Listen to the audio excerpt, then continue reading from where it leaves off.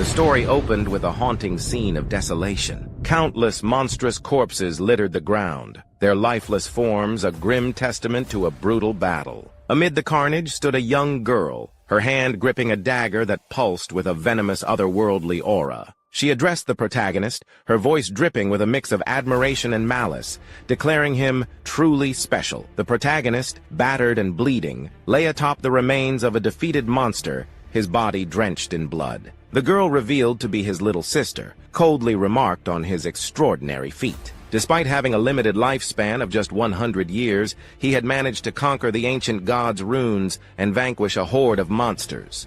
Yet she revealed her true intent. She had come to claim the artifact he had fought so hard to obtain, the Eye of Judgment. Despite his grievous injuries, the protagonist confronted her, his voice trembling with betrayal. He demanded to know why his little sister would turn against him at this pivotal moment. Her response was icy and disdainful. She revealed a truth that shattered him. He was not her blood brother, but merely an adopted child. With a sneer, she dismissed their familial bond, declaring that he had no right to call himself her brother. As she spoke, a blond man stepped forward. His tone was mocking yet calm as he addressed the little sister, chiding her for her harsh words. However, his true intentions were clear. He acknowledged the protagonist's usefulness, particularly his unwavering love for her, which they had exploited to secure the Eye of Judgment. The blond man, named Song Fei, revealed the depths of their deception. The Soul Reaper dagger the little sister wielded was designed to drain the protagonist's life force, a plan meticulously orchestrated to ensure their victory. The protagonist's rage ignited as he recalled the sacrifices he had made for his little sister. After their parents' passing, he had taken on the role of her protector, enduring countless risks and hardships, especially after the arrival of the God's Game. Yet, her resentment surfaced as she accused him of controlling her life, dictating her every move under the guise of discipline. She admitted that while his efforts had been useful in securing their survival, they no longer needed him now that they possessed the Eye of Judgment. Her words were a final cruel dismissal of his years of devotion.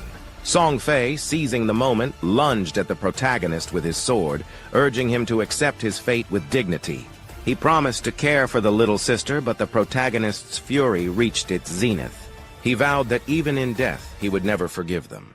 Before he could act, however, Song Fei's blade struck with lethal precision, severing the protagonist's neck in a single, merciless motion.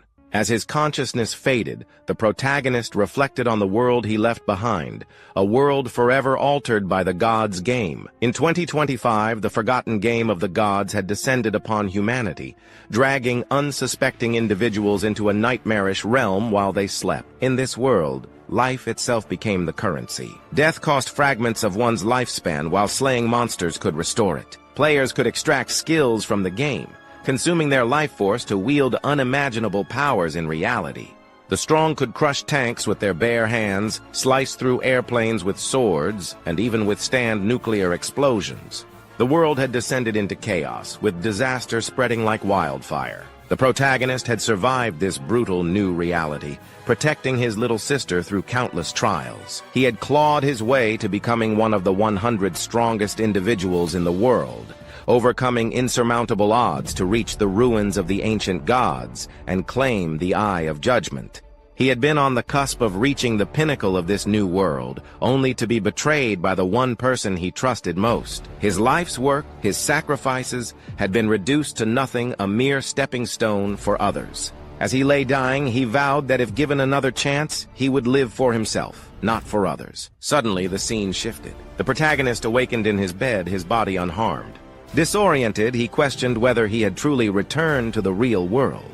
Glancing at his phone, he noticed the date, 2025. The realization dawned on him he had been reborn 9 years in the past, on the very day the God's Game began. Staring out the window, he understood that this was his second chance, an opportunity to rewrite his destiny. The world outside was still unaware of the cataclysm to come, but the protagonist knew the truth. This time, he would not be a pawn in someone else's game. This time he would live for himself. Sometime later, The tranquility of the protagonist's morning was shattered as the door burst open. His little sister stormed in, her face flushed with anger. She shouted at him, demanding to know why he hadn't been answering her calls. The protagonist, seated calmly with a cup of coffee in hand, remained silent, his expression unreadable. Undeterred by his lack of response, she vented her frustration by kicking over a trash bin, sending its contents scattering across the floor. The protagonist watched her tantrum with a detached calm, his mind drifting back to the events of his past life. He recalled that on the day the forgotten game of the gods arrived, he had a heated argument with his little sister, one that had been brewing for some time. The source of their conflict was none other than Song Fei, the famous idol who had captivated his sister's heart. In her eyes, Song Fei was a glamorous and untouchable star, but the protagonist knew the truth behind the polished facade. Song Fei was a manipulative scoundrel who preyed on his fans, exploiting them for money and worse. Determined to protect his little sister from falling victim to Song Fei's schemes, the protagonist had forbidden her from associating with him. Yet his efforts to shield her had only driven a wedge between them. Instead of gratitude, he was met with accusations of controlling her life and interfering in her choices. Now, as his little sister continued her tirade, she blamed him for Song Fei's recent drop in the idol rankings, claiming it was because the protagonist refused to give her money to support him. Her words were a whirlwind of entitlement and misplaced anger, but the protagonist had heard enough. In a swift, decisive motion, he rose from his seat and delivered a powerful slap across her face. The force of the blow sent her stumbling backward, her eyes wide with shock. Tears welled up in her eyes as she trembled, her voice quivering as she demanded to know how he could dare hit her. The protagonist's gaze was cold and menacing as he spoke. He told her that he had neither the time nor the desire to argue with her today, but if she continued her incessant shouting, he wouldn't hesitate to silence her himself. Reaching into his pocket, he pulled out a golden credit card and tossed it at her. He explained that this card contained all the money their parents had left for her. Despite the hardships he had faced over the years, he had never touched a single cent of it. But today, he decided to give her everything, every last penny. As he turned to leave, he added that for the sake of their parents, he wouldn't argue with her or dictate how she spent the money. However, she should listen carefully. From this day forward, he no longer considered her his little sister. With that, he walked away, closing the door behind him and leaving her standing there, tears streaming down her face. Alone in his room, the protagonist reflected on the weight of his decision. In his past life, he had sacrificed too much, trying to protect his little sister from harm. There were countless secret locations and treasures within the god's game that he had avoided exploring because they were too dangerous for her. He had given up opportunities for growth and power, all in the name of keeping her safe. But now, as he prepared to take sleeping pills to enter the game once more, he felt a strange sense of liberation. He wondered how far he could go without the burden of his little sister holding him back. This time, he vowed to use the knowledge from his past life to surge ahead of everyone else, claiming the power and opportunities he had once forsaken. As for his little sister, he decided to let her prove her worth on her own. She would have to navigate the harsh realities of the world without his guidance or protection. And as for Song Fei, the man who had orchestrated his betrayal and downfall in his past life, the protagonist's eyes darkened with resolve. He promised himself that he would kill Song Fei with his own hands, ensuring that the manipulative idol paid for his sins. The scene shifted to the protagonist, standing in a vast, otherworldly space, a grand hall filled with towering mirrors that shimmered with an ethereal glow. He explained that this was the Hall of Profession Selection, a pivotal location where players chose their path in the god's game. In his past life, he had spent hours here, overwhelmed by nerves and uncertainty. But now, with the wisdom of his previous experiences, he moved with purpose and confidence. This time he knew exactly what he needed. Reflecting on his past choices, he recalled selecting the warrior class to protect his little sister. While the warrior class was far from weak, it no longer suited his current goals. Without the burden of protecting someone else, he realized that speed and mobility were paramount. With this in mind, he stretched his hand toward one of the towering mirrors and selected the assassin class. As his fingers touched the glass, a brilliant blue light enveloped his hand, and a system window materialized before him. The system announced that the artifact, the Eye of Judgment, had already been bound to him and would activate immediately. Behind him, a massive, otherworldly eye materialized, its gaze piercing and omnipotent. Another system window appeared, revealing that the protagonist possessed unique attributes, the might of judgment and the passive of might. The system elaborated that these attributes granted him unparalleled advantages. Upon entering the god's game, he would automatically receive the highest quality profession and talents, setting him far above ordinary players. A smile crossed the protagonist's face as he marveled at the Eye of Judgment's power. He speculated that the artifact's bond with him had persisted even through his rebirth. Could it be that the Eye of Judgment truly recognized him as its master? If so, it would render the artifact useless to anyone else, even if they tried to steal it, as Song Fei and his little sister had done in his past life. He even wondered if the Eye of Judgment was responsible for his rebirth, granting him the second chance to rewrite his destiny. Suddenly, a dark, swirling aura began to seep into his body, catching him off guard. The system congratulated him, announcing that he had unlocked a hidden profession. The class transformation process began, and the dark aura engulfed him completely. When it dissipated, the protagonist emerged transformed. His once black hair was now stark white, and an overwhelming aura radiated from him, signaling his newfound power. The system informed him that he had become a shadow, a high-level hidden assassin class, far superior to the warrior class he had chosen in his past life. The protagonist explained that the shadow class granted immense power immediately upon unlocking it, making it a rare and coveted profession. He touched his face, reflecting on the incredible luck, or perhaps fate, that had led him to this moment. When selecting a profession, there was always a slim chance of obtaining a hidden class. Thanks to his authority of judgment skill, that slim chance had become a certainty. The system then detailed some of the abilities granted by the Eye of Judgment. The first was the Authority of Judgment, described as the most ancient and primordial authority in the universe. It transcended the rules and order that governed reality itself. However, the system clarified that the protagonist, lacking divinity, could not actively wield its full power. Still, its passive effects remained active, providing him with an extraordinary edge. The protagonist was visibly surprised by this revelation.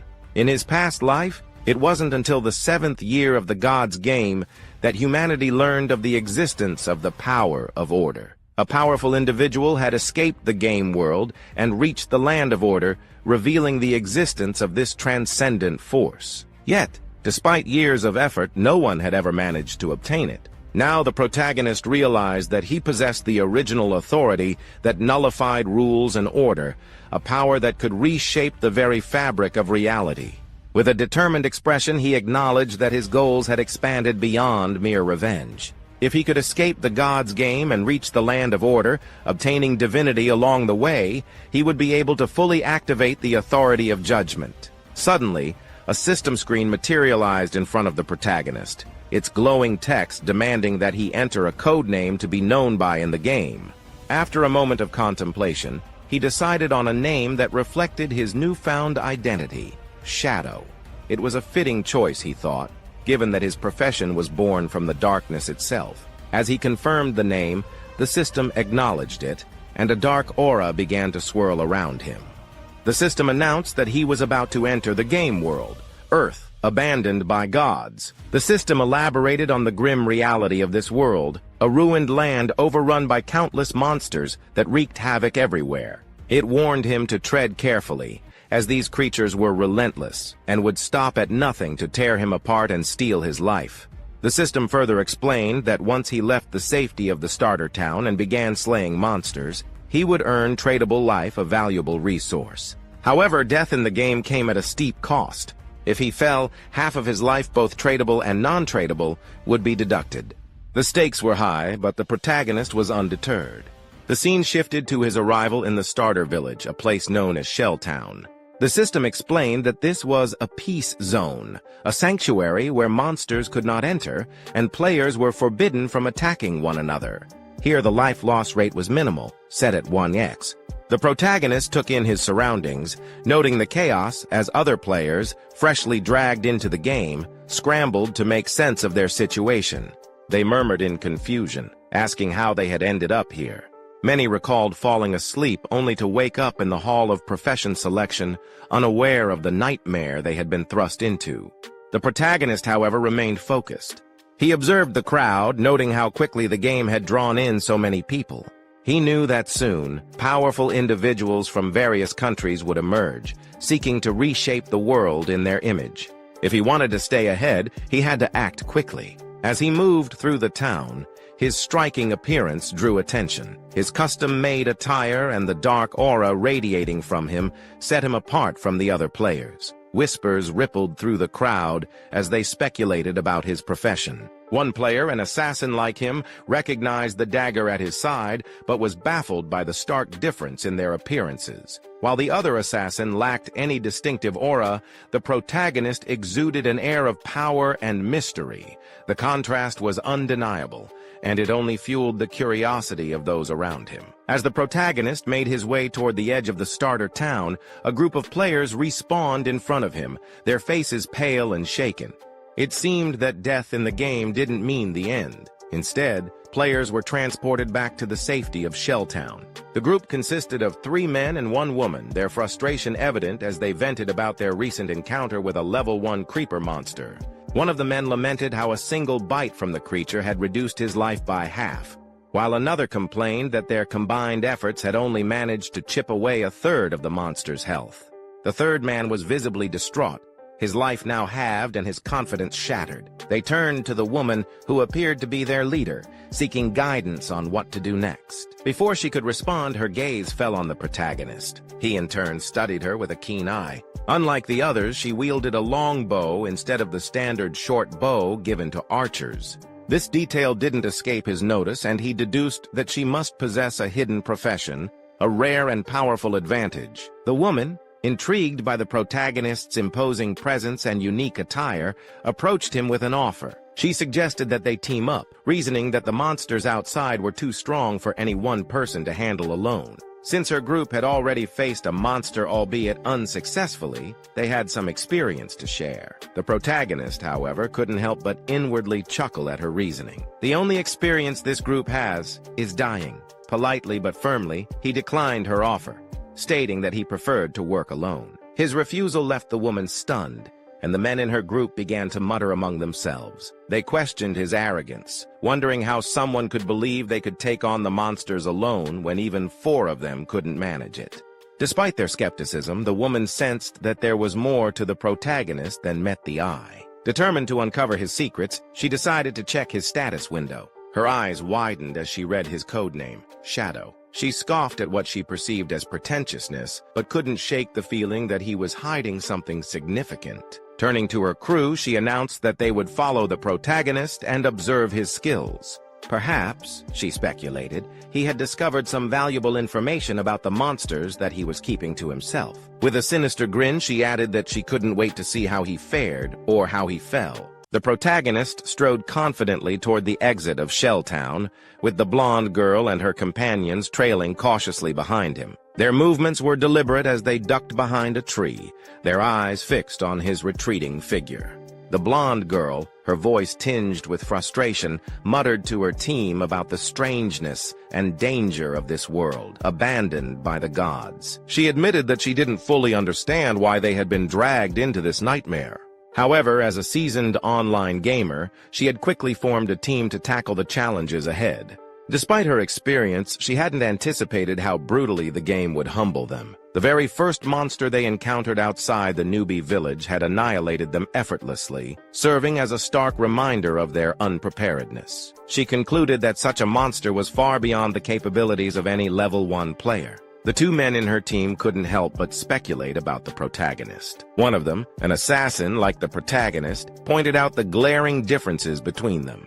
While he wielded a standard dagger, the protagonist carried a short sword, a weapon that exuded lethality. The assassin also noted that the protagonist's speed was noticeably faster and that his attire was unlike anything they had seen, custom-made and radiating an aura of power. Observing these details, the blonde girl couldn't shake the feeling that the protagonist was an anomaly. She quietly resolved to follow him, hoping to glean valuable information that might give her team an edge. However, just as she was about to signal her team to move closer, the protagonist suddenly stopped and glanced over his shoulder. The blonde girl froze, her heart pounding as she wondered if he had spotted them. Before she could react, the protagonist activated a skill called Latent Image. A dark aura enveloped his body, and in an instant he vanished into thin air, as though he had never been there. The group stared in stunned silence, their minds struggling to process what they had just witnessed. The assassin in their team was the first to recover, explaining that the protagonist must have used the stealth ability, a basic skill for assassins. Yet, he admitted that the protagonist's version of the skill was far more impressive than anything he had seen. The blonde girl, shaken but determined, decided that following the protagonist was no longer an option. She suggested they return to the safety of the starter town to regroup and explore other avenues for leveling up. She reminded her team that venturing outside the newbie village was far too dangerous, especially since their lifespans had already been halved after their first death. The men agreed, speculating that the town might hold hidden rewards, such as treasure chests or NPCs with valuable information. They clung to the hope that there was still a way to grow stronger without risking their lives further.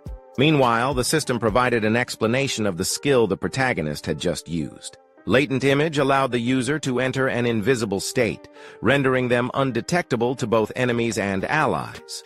While invisible, the user's first strike after breaking stealth was significantly more powerful.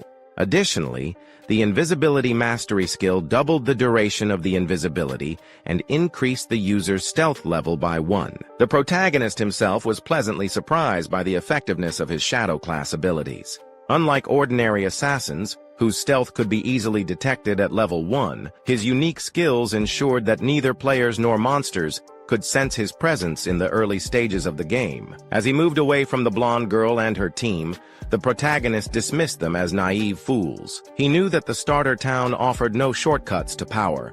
It was merely a refuge for players, a temporary sanctuary in a world where the weak were little more than prey for monsters. His focus remained unwavering as he continued his journey. His invisibility eventually wore off, and he noted that while the skill's duration was short, its cooldown began the moment it was activated, allowing him to vanish again in mere seconds. A system screen materialized in front of him, displaying his current status.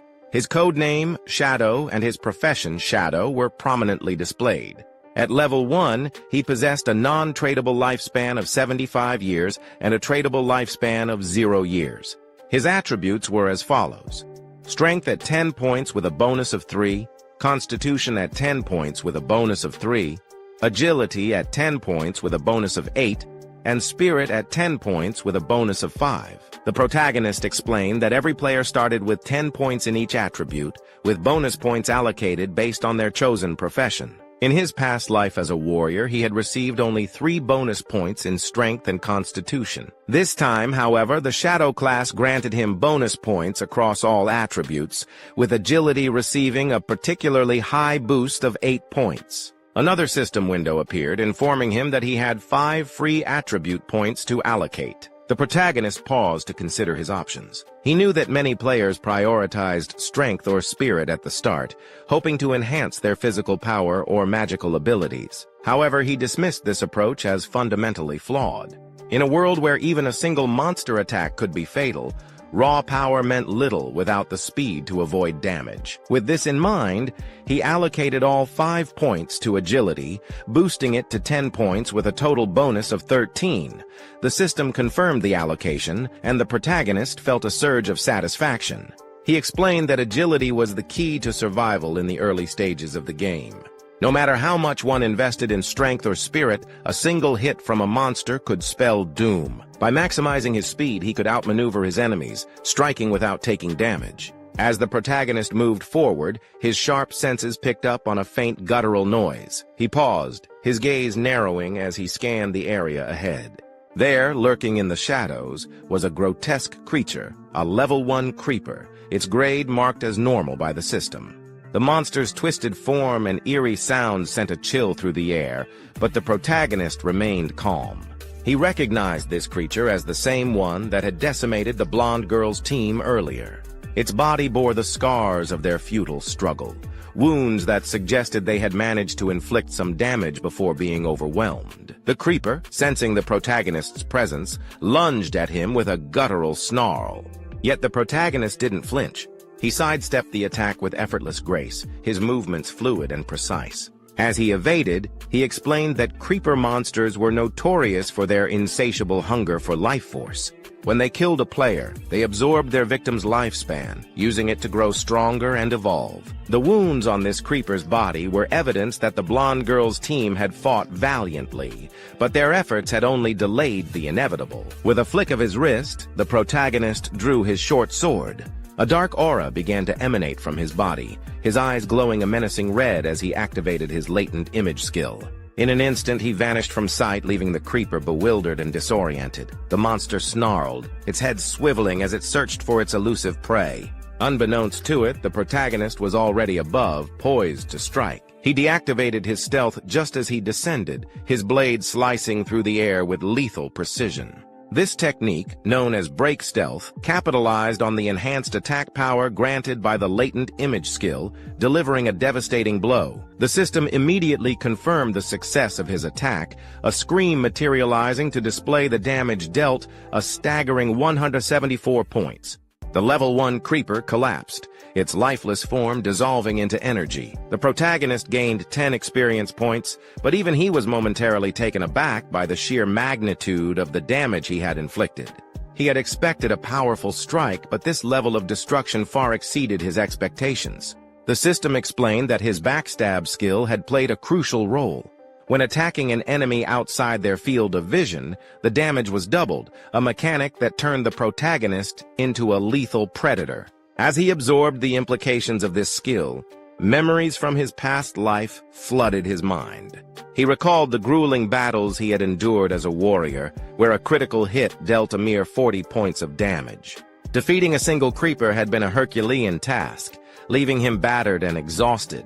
Back then, his focus had been on protecting his little sister, sacrificing his own growth to ensure her safety. He had given her the lion's share of the rewards, leaving himself perpetually underpowered. But now things were different. This time he fought for himself and the results spoke for themselves. The system informed him of his rewards: 3 days of tradable life and an astonishing 54 years and 155 days of non-tradable life. The protagonist crushed the monster's energy in his hand, savoring the rush of power. But the rewards didn't end there. Another system window appeared, announcing that the authority of judgment had been activated. The system congratulated him on obtaining the talent Infinite Evolution, a rare and powerful ability.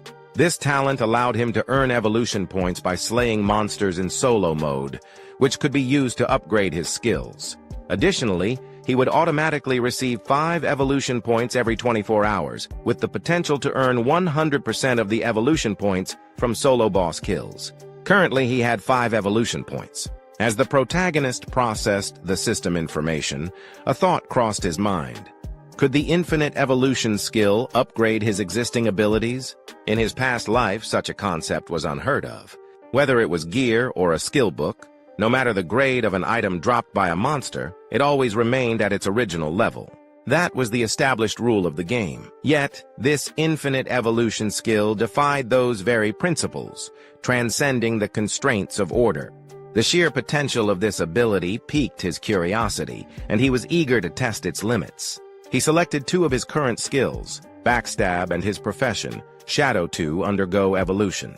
The moment he made his choice, a system notification appeared before him, confirming the consumption of 4 evolution points and the successful upgrade of his abilities. The first enhancement was to his Shadow profession, now elevated to a bronze tier skill. The improvements were striking.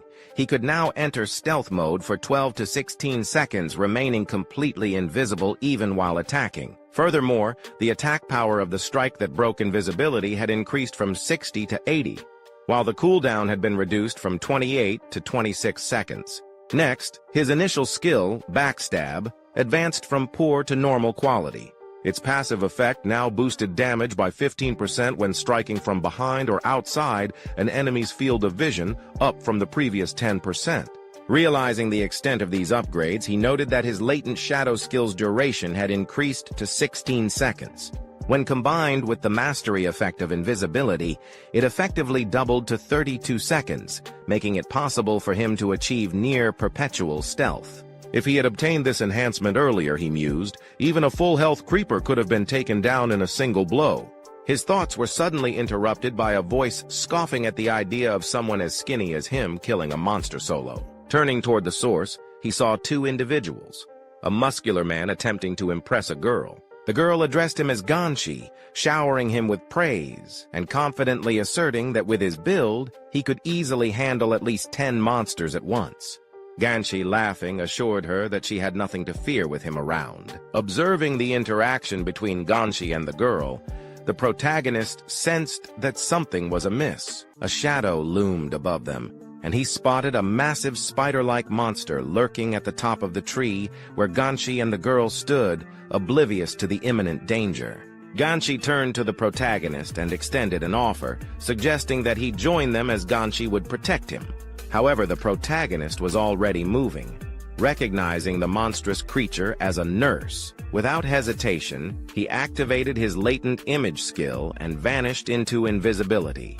The girl gasped, pointing out the protagonist's sudden disappearance. Ganshi dismissed it with a smug chuckle, claiming that the weakling must have been intimidated by his sheer strength. However, his arrogance was short-lived. Before he could react, the massive spider descended upon them, followed closely by a second, smaller spider. By the time Ganshi realized the peril, it was far too late.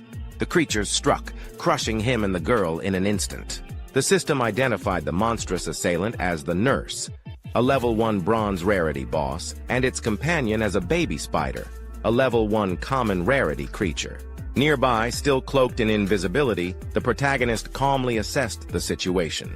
The Nurse was a formidable foe with approximately 1,600 health points, far beyond what a novice could handle, especially given that it commanded an entire horde of smaller spiders.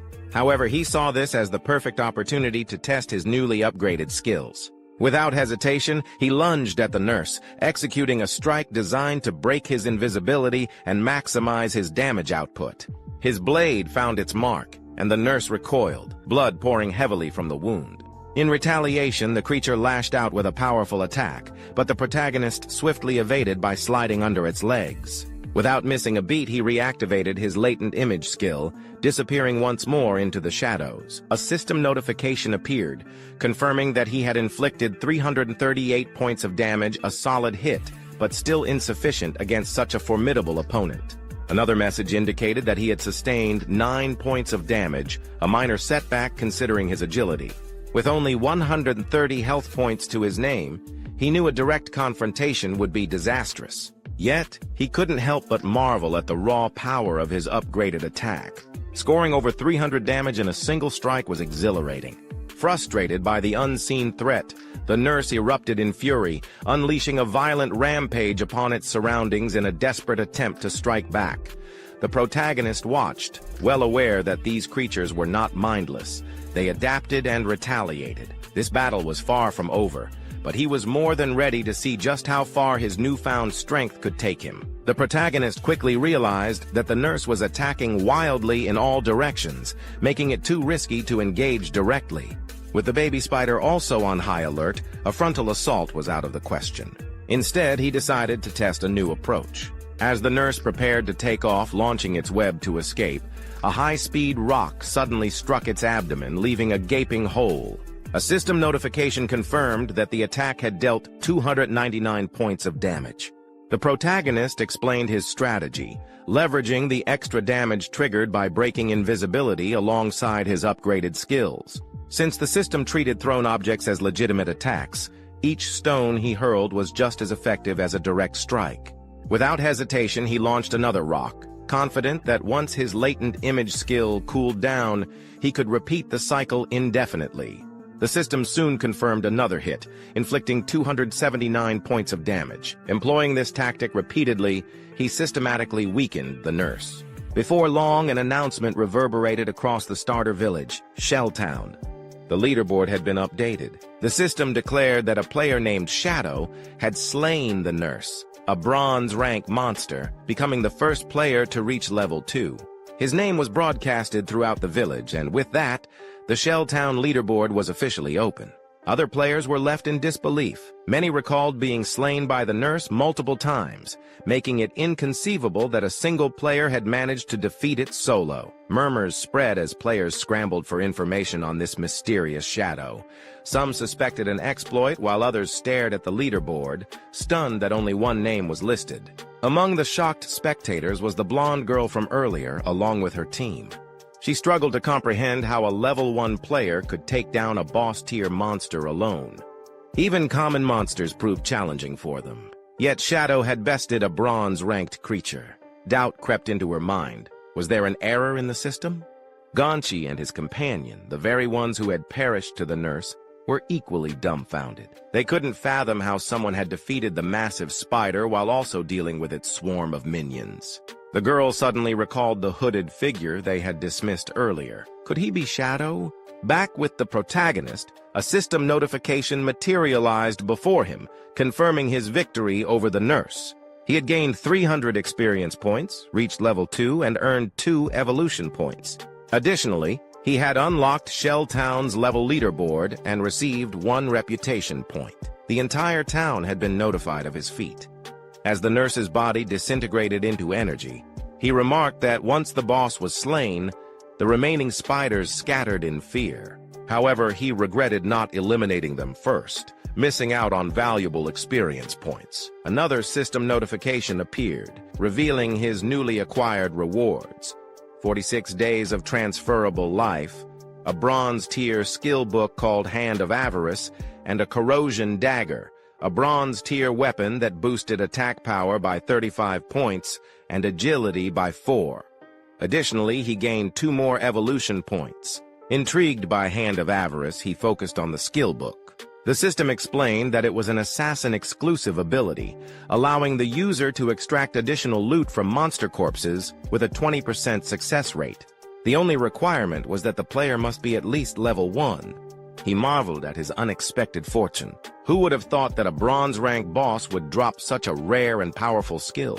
This ability could drastically enhance his equipment acquisition rate. He recalled a player from his past life, God of Sin, who, despite his mediocre combat abilities, had become one of the most renowned figures in the game solely due to Hand of Avarice. His influence had grown to the point where he had an exclusive bodyguard. A sudden realization struck the protagonist. If Hand of Avarice had a 20% success rate, what would happen if he combined it with his infinite evolution talent? Theoretically, he could not only boost the odds, but also increase the amount of loot obtained.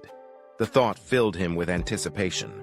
The scene transitioned back to the real world, where students were making their way to school. Among them was the protagonist's younger sister, walking alongside her friend. As they walked, the friend urged her to call her brother and apologize, reminding her that they had skipped an important exam the previous day to secretly support Song Fei. She emphasized that their brother must be furious. However, the younger sister dismissed the idea, insisting that she had done nothing wrong and saw no reason to apologize. In her eyes, it was her brother's interference that had caused them to miss Song Fei's entry time. If anyone should be apologizing, she argued, it should be him. Her friend tried to reason with her, pointing out how good her brother had always been to her. She even admitted to envying her for having such a caring sibling. But the younger sister coldly told her to stop meddling, bluntly stating that he wasn't even her real brother. She declared that she already had a brother, Song Fei. As they arrived at school, they noticed a commotion in their classroom. A group of students was gathered around a desk, whispering anxiously. Curious, they moved closer and witnessed an unsettling sight. One of their classmates, Jiang Wei, was slumped over his desk, his body slowly fading away. Panic spread as a girl, alarmed by what she saw, asked what was happening to Jiang Wei. Another student explained that moments ago, Jiang Wei had simply said he wanted to take a nap, and then he had started disappearing. Murmurs rippled through the crowd as some students revealed that Jiang Wei wasn't the only one experiencing this phenomenon. Social media was flooded with similar cases worldwide. Reports suggested that when people fell asleep, they entered a translucent, eerie state, but no one knew why. Fear gripped the students as one girl hurriedly pulled out her phone, determined to call her parents and warn them. She urged the protagonist's sister to do the same and inform her brother. But the younger sister, still harboring resentment, stubbornly refused. She angrily declared that she had no intention of reaching out to him and that she hated him, even going as far as to say that the world would be better off if he were dead. Meanwhile, back in the game world, the system confirmed that the evolution of Hand of Avarice was complete. The skill had advanced from a bronze-level ability to gold tier. The system explained that the success rate for obtaining extra loot had skyrocketed from 20% to an impressive 70%. A new notification appeared, confirming that the protagonist had successfully learned Hand of Avarice and earned an additional 2 evolution points, along with a staggering 46 days of transferable life. He couldn't help but marvel at his fortune. Not only had he gained extra evolution points, but he was now just 1 point away from evolving Hand of Avarice again. If he reached 3 evolution points, he could push the skill to its peak, ensuring a 100% success rate for extra loot drops. The mere thought sent a surge of excitement through him. His path to power was accelerating faster than he had ever imagined. Activating his latent image skill, the protagonist faded into invisibility, his thoughts racing. By now, every country in the world must have caught on to the strange phenomenon of people falling asleep and never waking up. It was only a matter of time before a massive influx of players joined the game, and he needed to stay ahead of the curve. His priority was to secure better equipment, giving him an advantage before the competition caught up. A system notification confirmed that he had successfully equipped the Corroded Dagger, a bronze-tier weapon that boosted his attack power by 34 points and increased his agility by 4.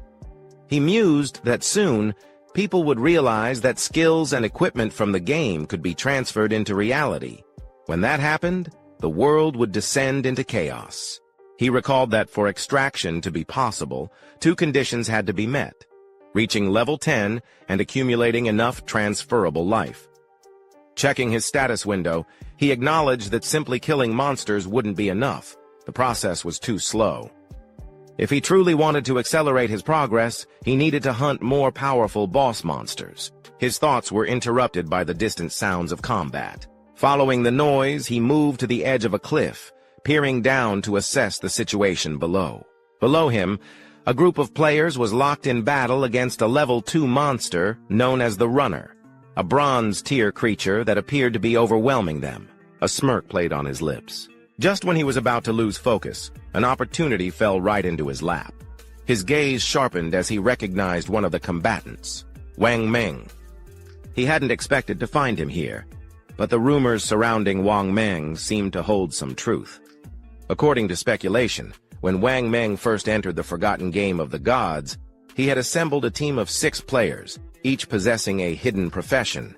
As the fight unfolded, Wang Meng activated his Holy Barrier skill, summoning a golden shield to protect himself from the runner's relentless attacks. The protagonist silently observed, noting that Wang Meng's hidden profession, Sacred Shield Warrior, granted him twice the base attributes of a normal warrior, along with an invincibility skill. The scene shifted as a red-haired mage stepped forward, channeling a powerful fireball spell. The projectile slammed into the runner, but the damage inflicted was only 70 points. The protagonist recognized her as a Mage Prophet, a hidden class that doubled a mage's spell damage and granted access to a prophetic fireball ability. Next, his attention turned to an archer and a priest among the group. The archer, wielding a longbow, was a sharp-eyed archer, boasting twice the attributes of a standard archer with the ability to fire continuous arrows. Meanwhile, the priest, an oracle priest, possessed double the healing abilities of an ordinary priest and started with a potent group healing skill. Despite the archer's relentless barrage and the mage's magical assault, the runner was simply too fast, effortlessly evading their attacks. The battle took a turn when the monster delivered a devastating blow to Wang Meng, shattering his holy barrier and sending him flying backward. As Wang Meng struggled to recover, the archer voiced his frustration, stating that the runner's speed made it nearly impossible to land a long-range attack. Receiving healing from the oracle priest, Wang Meng remained resolute. He believed that if they continued their strategy attacking while he tanked, and the priest provided support, they would eventually claim victory. Watching from above, the protagonist smirked at Wang Meng's optimism. His strategy might work in theory, but this was a battlefield. The longer a fight dragged on, the greater the chance of attracting unwanted attention. Almost as if on cue, dark figures emerged from the shadows. The protagonist narrowed his eyes as a new threat arrived: contaminators. These level 2, common-tier monsters, covered in thick, dark brown sludge, specialized in ranged attacks. Wang Meng's expression shifted to one of concern as the monsters advanced. One of his teammates rushed forward, warning him of the incoming danger. The player swung a massive sword at the contaminators, but to everyone's shock, the attack barely left a mark, dealing a mere 33 points of damage. Watching intently, the protagonist's interest was piqued. This team possessed hidden professions he had never encountered before. Yet despite their unique abilities, even they seemed to struggle against these creatures. As the contaminator launched its counterattack, it spewed a sticky, mud-like goo from its mouth, trapping the players in place. Wang Meng's teammates recoiled in disgust, complaining about the unbearable stench. Immobilized, their movement speed dropped to 0. Meanwhile, another contaminator was relentlessly chasing the red-haired mage girl, who ran frantically, calling out for help. In that instant, the protagonist decided to intervene. Without warning, he vanished from the top of the hill. A moment later, the monster pursuing the mage was decapitated in a single strike. Wang Meng and his team were left in stunned silence, struggling to process what had just happened. Had a contaminator really been taken out in one blow? The monster's body dissolved into loot as the mage hesitantly asked if someone was assisting them. Freed from the contaminator's trap, the swordsman marveled at the impossible feat. Even a level 1 tracker monster would normally require a concentrated attack for over 10 seconds to be defeated, yet here was a level 2 contaminator being obliterated instantly. Before they could react, another contaminator was struck down with a single blow, the attack dealing a staggering 441 points of damage.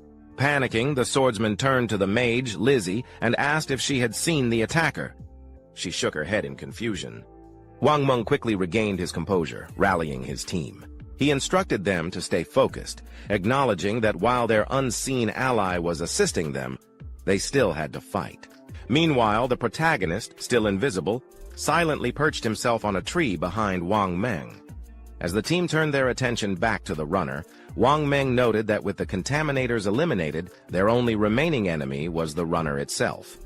Just then, a system screen materialized before the protagonist, confirming that he had slain 2 level 2 contaminators, earning 40 experience points and 1 evolution point. Additionally, the system notified him that he had acquired a new skill book, Poison Dart, a standard-level assassin skill. Alongside this, he also gained 8 days of transferable life. Observing the system screen, the protagonist mused about the Poison Dart skill. It was a mid to long-range attack that inflicted continuous damage, an exceptionally useful skill for an assassin. Without hesitation, he chose to evolve it immediately. A new system screen appeared, displaying the upgraded stats of Poison Dart. The skill had evolved from normal rank to silver rank. The system detailed its enhancements. Poison Dart could now be thrown up to a range of 14 meters, dealing a base attack damage of 120 upon impact. Additionally, it would instantly inflict a poison status on the target, causing 50% continuous damage per second for 5 seconds. Though the effect could not stack, the ability had a mere 5-second cooldown and required the user to be at least level 2 to learn it. The protagonist smirked at his newfound power. With this skill, he could eliminate enemies before they even realized what hit them. Wang Meng's battle, however, was turning into a nightmare. The runner monster completely dominated him, its speed and strength far exceeding his own. As he raised his shield to block, the creature's claws tore into his side, piercing flesh with brutal precision. Before he could recover, the beast struck again, its talons sinking deeper into his body and lifting him off the ground like a rag doll. His shield clattered to the floor and a cry of agony escaped his lips. His teammates watched in stunned horror as the healer rushed forward, attempting to mend his wounds, but to no avail. With the monster's claws still embedded in his flesh, the healing magic had no effect. Blood dripped from Wang Meng's mouth as he mustered the strength to order his team to flee. But before they could react, a high-speed projectile shot through the air, slamming directly into the monster's face with devastating force. The impact alone inflicted a staggering 845 points of damage, sending the beast reeling in pain. Wang Meng's teammates were left in shock as they watched the boss monster's health plummet by half in mere seconds. Yet the assault was far from over. Blood poured from the wound in an unrelenting stream, weakening the creature further. It convulsed violently, finally releasing Wang Meng's battered body, which collapsed onto the ground. Desperate to survive, he struggled to crawl to safety, but the monster continued to wail, its condition worsening by the second. Its health drained at a constant rate of 324 points per second, until, at last, the beast crumpled to the ground, succumbing to the relentless damage. At that moment, a system screen materialized before the protagonist, displaying the results of his strike. The damage he had inflicted accounted for over 90% of the boss monster's total health, securing the loot rights entirely for himself. The system acknowledged his victory, announcing that he had slain a runner boss, a bronze-level creature, earning him 600 experience points. A second notification congratulated him on reaching level 3 and rewarded him with 2 evolution points, along with 55 days of transferable life. Standing with an aura of effortless dominance, the protagonist assessed the outcome. He hadn't expected the poison dart's continuous damage effect to work so seamlessly with his break invisibility skill and overall class mechanics. The realization struck him. By leveraging his stealth abilities, he could remain unseen indefinitely, throwing poison darts endlessly. This strategy would make him an unstoppable force in both early and mid-game stages, ensuring that no monster could stand against him. Meanwhile, Wang Meng remained in shock, watching as the boss monster disintegrated into loot before his eyes.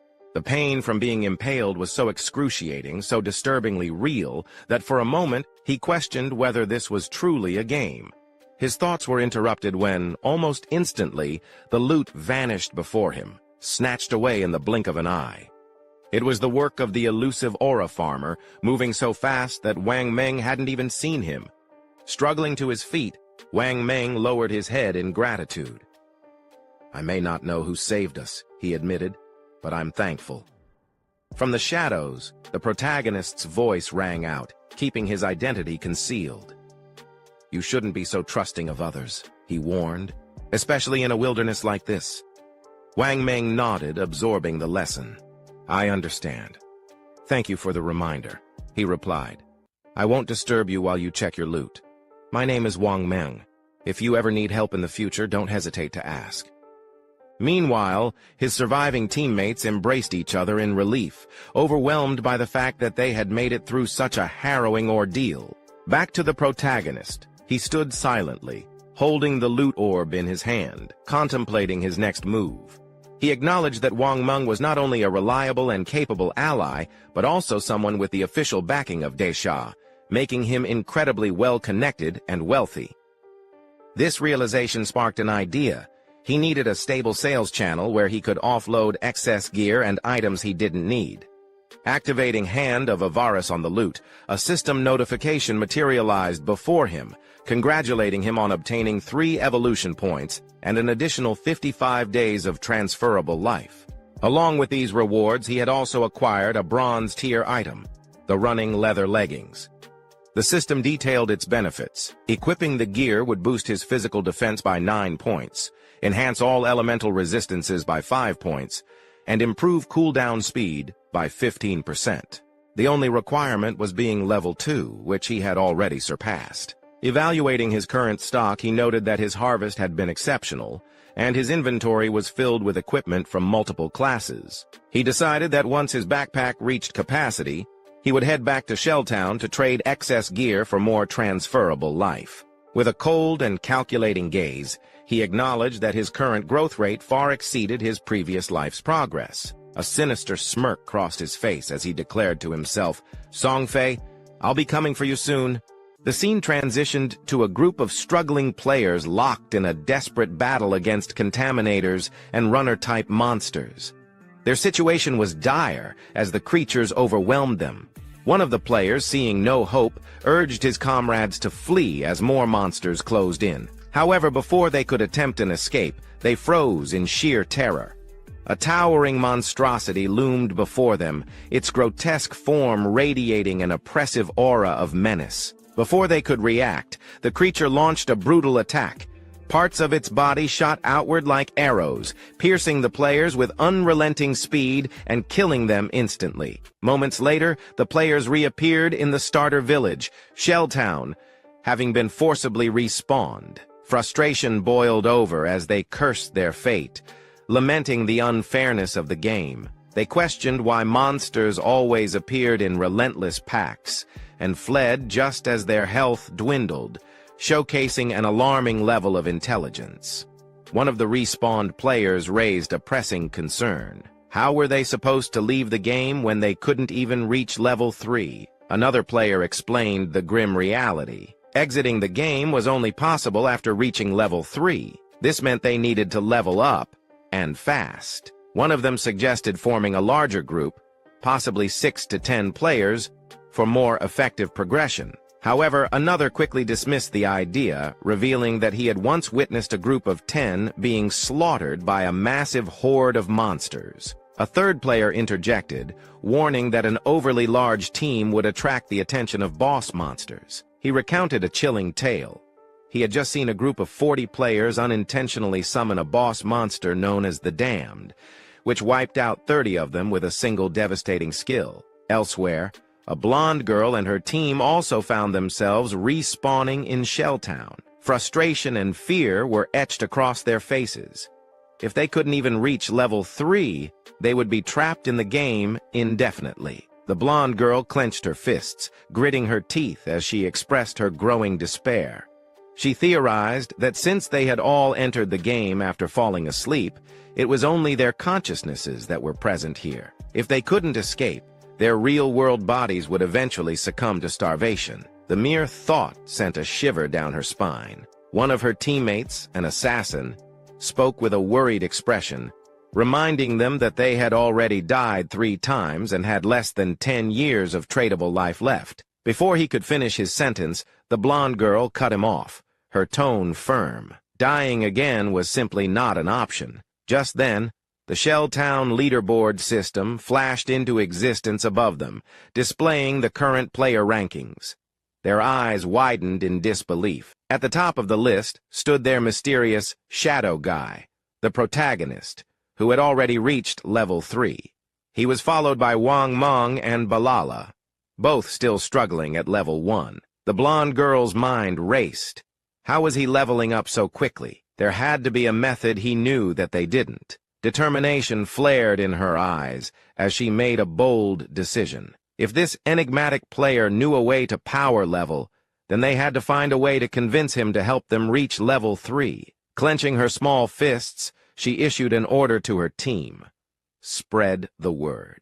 If Shadow Guy could get them to level 3 and help them escape the game, she would personally pay him 10 million in cash upon their return to the real world. She smirked inwardly, certain that no one could refuse an offer that lucrative. The scene shifted back to the protagonist, who was effortlessly eliminating contaminator monsters with his poison dark skill. As another monster fell, a system notification appeared, confirming the kill of a level 2 contaminator and awarding 20 experience points along with 1 evolution point.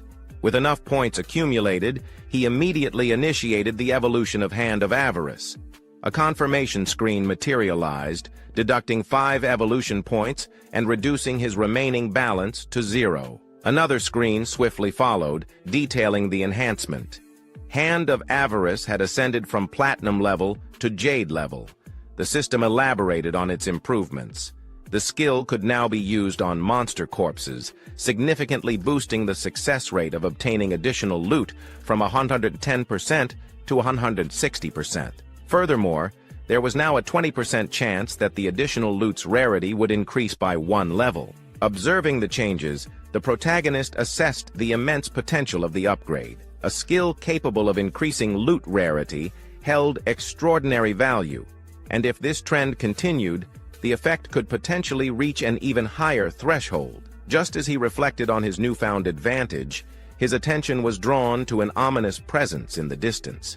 A towering, grotesque figure loomed, the same entity responsible for wiping out an entire group of players. Recognition set in immediately as the system identified it as a bronze-level boss monster, the Damned. The creature was hunched over, greedily absorbing clusters of blue glowing energy, remnants of fallen players. Analyzing the scene, the protagonist quickly deduced that the monster was in the process of evolving, feeding on life energy to ascend to a silver-level boss. Judging by the number of glowing remnants, it must have annihilated at least 40 players. A quick glance at his inventory revealed a frustrating reality. His backpack was already full. Even if he managed to defeat the monster, there would be no space to collect any loot. This situation demanded a calculated approach. After weighing his options, he marked the location on his map. The monster's evolution would take time, providing a perfect opportunity to return to the starter town and offload unnecessary items before confronting it again. With his decision made, he activated his elite shadow skill, vanishing into the dark. The scene shifted to Shell Town, the starter village, where a gathering of players was left stunned by a bold announcement. A blonde-haired girl offered a staggering 10 million in cash to the top-ranked player on the leaderboard, hoping for a way to level up. Among the crowd, a distraught girl burst into tears, lamenting that commoners like them had no hope of escaping this game. Her cries were abruptly cut off as she was dragged away, reinforcing the harsh reality they all faced. Amid the murmurs and tension, the atmosphere suddenly shifted. An overwhelming aura of dominance washed over the crowd, and all eyes turned toward the newcomer. It was none other than the protagonist. His presence alone exuded raw power, leaving everyone speechless. Without a word, he opened his system window, navigating effortlessly to the cell function. In an instant, a colossal system notification appeared above him, announcing that he had established an equipment and skill sales shop. The message further stated that the shop would only remain active for 10 minutes, urging players to act quickly. Seated with a calm and composed demeanor, the protagonist displayed a collection of glowing orbs, the spoils of countless battles. Panic rippled through the gathered players, their voices rising in confusion and amazement. Some wondered when he had even arrived, while others were shocked to see him casually carrying 2 sets of bronze gear, yet still offering more for sale. Then, realization struck as they checked his username. This was Shadow, the legendary #1 player. Yet, despite his prominence, none could see his face, a mystery explained by the game's hide face function. One player noted that since in-game appearances mirrored real-life looks, the protagonist must be deliberately concealing his identity. Breaking through the murmurs, a woman stepped forward. Judging by her attire and physique, she was undoubtedly a mage. Without hesitation, she inquired about the price of the ice cone spell. The protagonist responded bluntly. It cost 100 days of tradable life. Internally, he recognized her as Grey Rose, currently ranked 11th in Shelltown's leaderboard. He also noted that she, too, had activated the hide face function. Grey Rose hesitated before attempting to negotiate. She argued that 100 days was too steep and asked if he could lower the price. However, the protagonist remained firm. He explained that Ice Cone was a fundamental skill for mages, significantly boosting early-game monster elimination efficiency. Given its value, 100 days of tradable life was already a bargain. She then asked if he would accept real-world money instead, but the protagonist refused, suggesting that if she had cash, she should buy tradable life from others and return when she had enough. After a moment of contemplation, Grey Rose turned to her teammates for input. They consisted of 2 other players who quickly supported her decision. They acknowledged that their rapid progression to level 2 was thanks to her leadership and had no objections to pooling their resources. One teammate pointed out that acquiring Ice Cone would allow their team to reach level 3 much faster, enabling them to return to reality sooner. Some among them had pressing matters to attend to in the real world, making this investment worthwhile. Without further hesitation, Grey Rose instructed her teammates to transfer all their tradable life to her, promising to reimburse them with real money once they escaped the game. Turning back to the protagonist, the woman transferred 100 days of tradable life, confirming that she was ready to purchase the Ice Cone spell. The protagonist quickly assessed the situation, reasoning that for a level 2 team to have come this far, They must have slain at least 30 to 40 tracker monsters, meaning their total tradable life far exceeded 100 days. The system promptly verified the transaction, announcing that the protagonist had successfully sold the ice cone spell and gained 100 days of tradable life, increasing his total from 268 days to 368 days. As the woman turned to leave, a familiar presence interrupted. The blonde girl from earlier rushed up to him, her face brimming with self-satisfaction. With an air of superiority, she declared that she had finally found him. Smirking, she arrogantly offered him an opportunity. If he boosted her to level 3, she would reward him with 10 million in cash once they returned to reality. The nearby players gasped in shock, murmuring amongst themselves about the rumors being true. The idea of earning 10 million with such ease seemed unreal. She continued, boasting about her background. Her father, she claimed, was the president of Jong Industries, so there was no need for him to doubt her ability to pay. The protagonist, however, remained unfazed. He processed the situation carefully, recognizing her true identity, Zhang Li. In his past life, she had been the leader of a notorious criminal syndicate, later eradicated by authorities. Reports had exposed her tactics, luring people in with offers of cash in exchange for tradable life, only to kidnap and enslave them. Those who resisted met gruesome fates in the real world. With a cold, unwavering expression, the protagonist rejected her offer outright, telling her to get lost. Shen Kaili stood frozen in disbelief. She couldn't comprehend why someone would refuse such a golden opportunity. Frustration flickered across her face as she warned him that despite his current strength in the game, no one truly understood what was happening. She assured him that aligning with her would guarantee a life of luxury, cars, houses, women, anything he desired.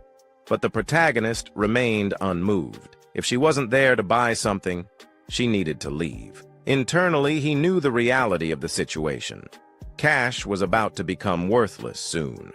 Tradable life would be the only currency that mattered. Shen Kaili's expression twisted with rage. She lashed out, calling him an ungrateful fool and insisting she was doing him a favor.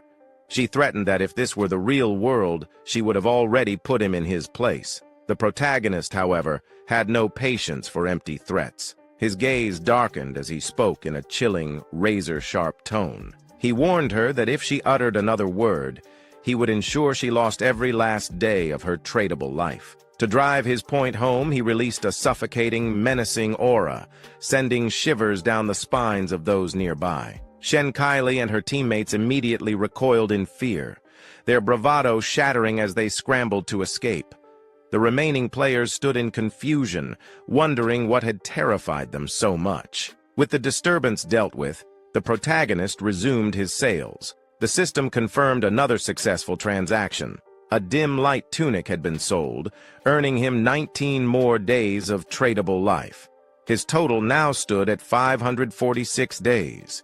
The players who had purchased from him marveled at their newfound strength, but the protagonist had already shifted his focus elsewhere.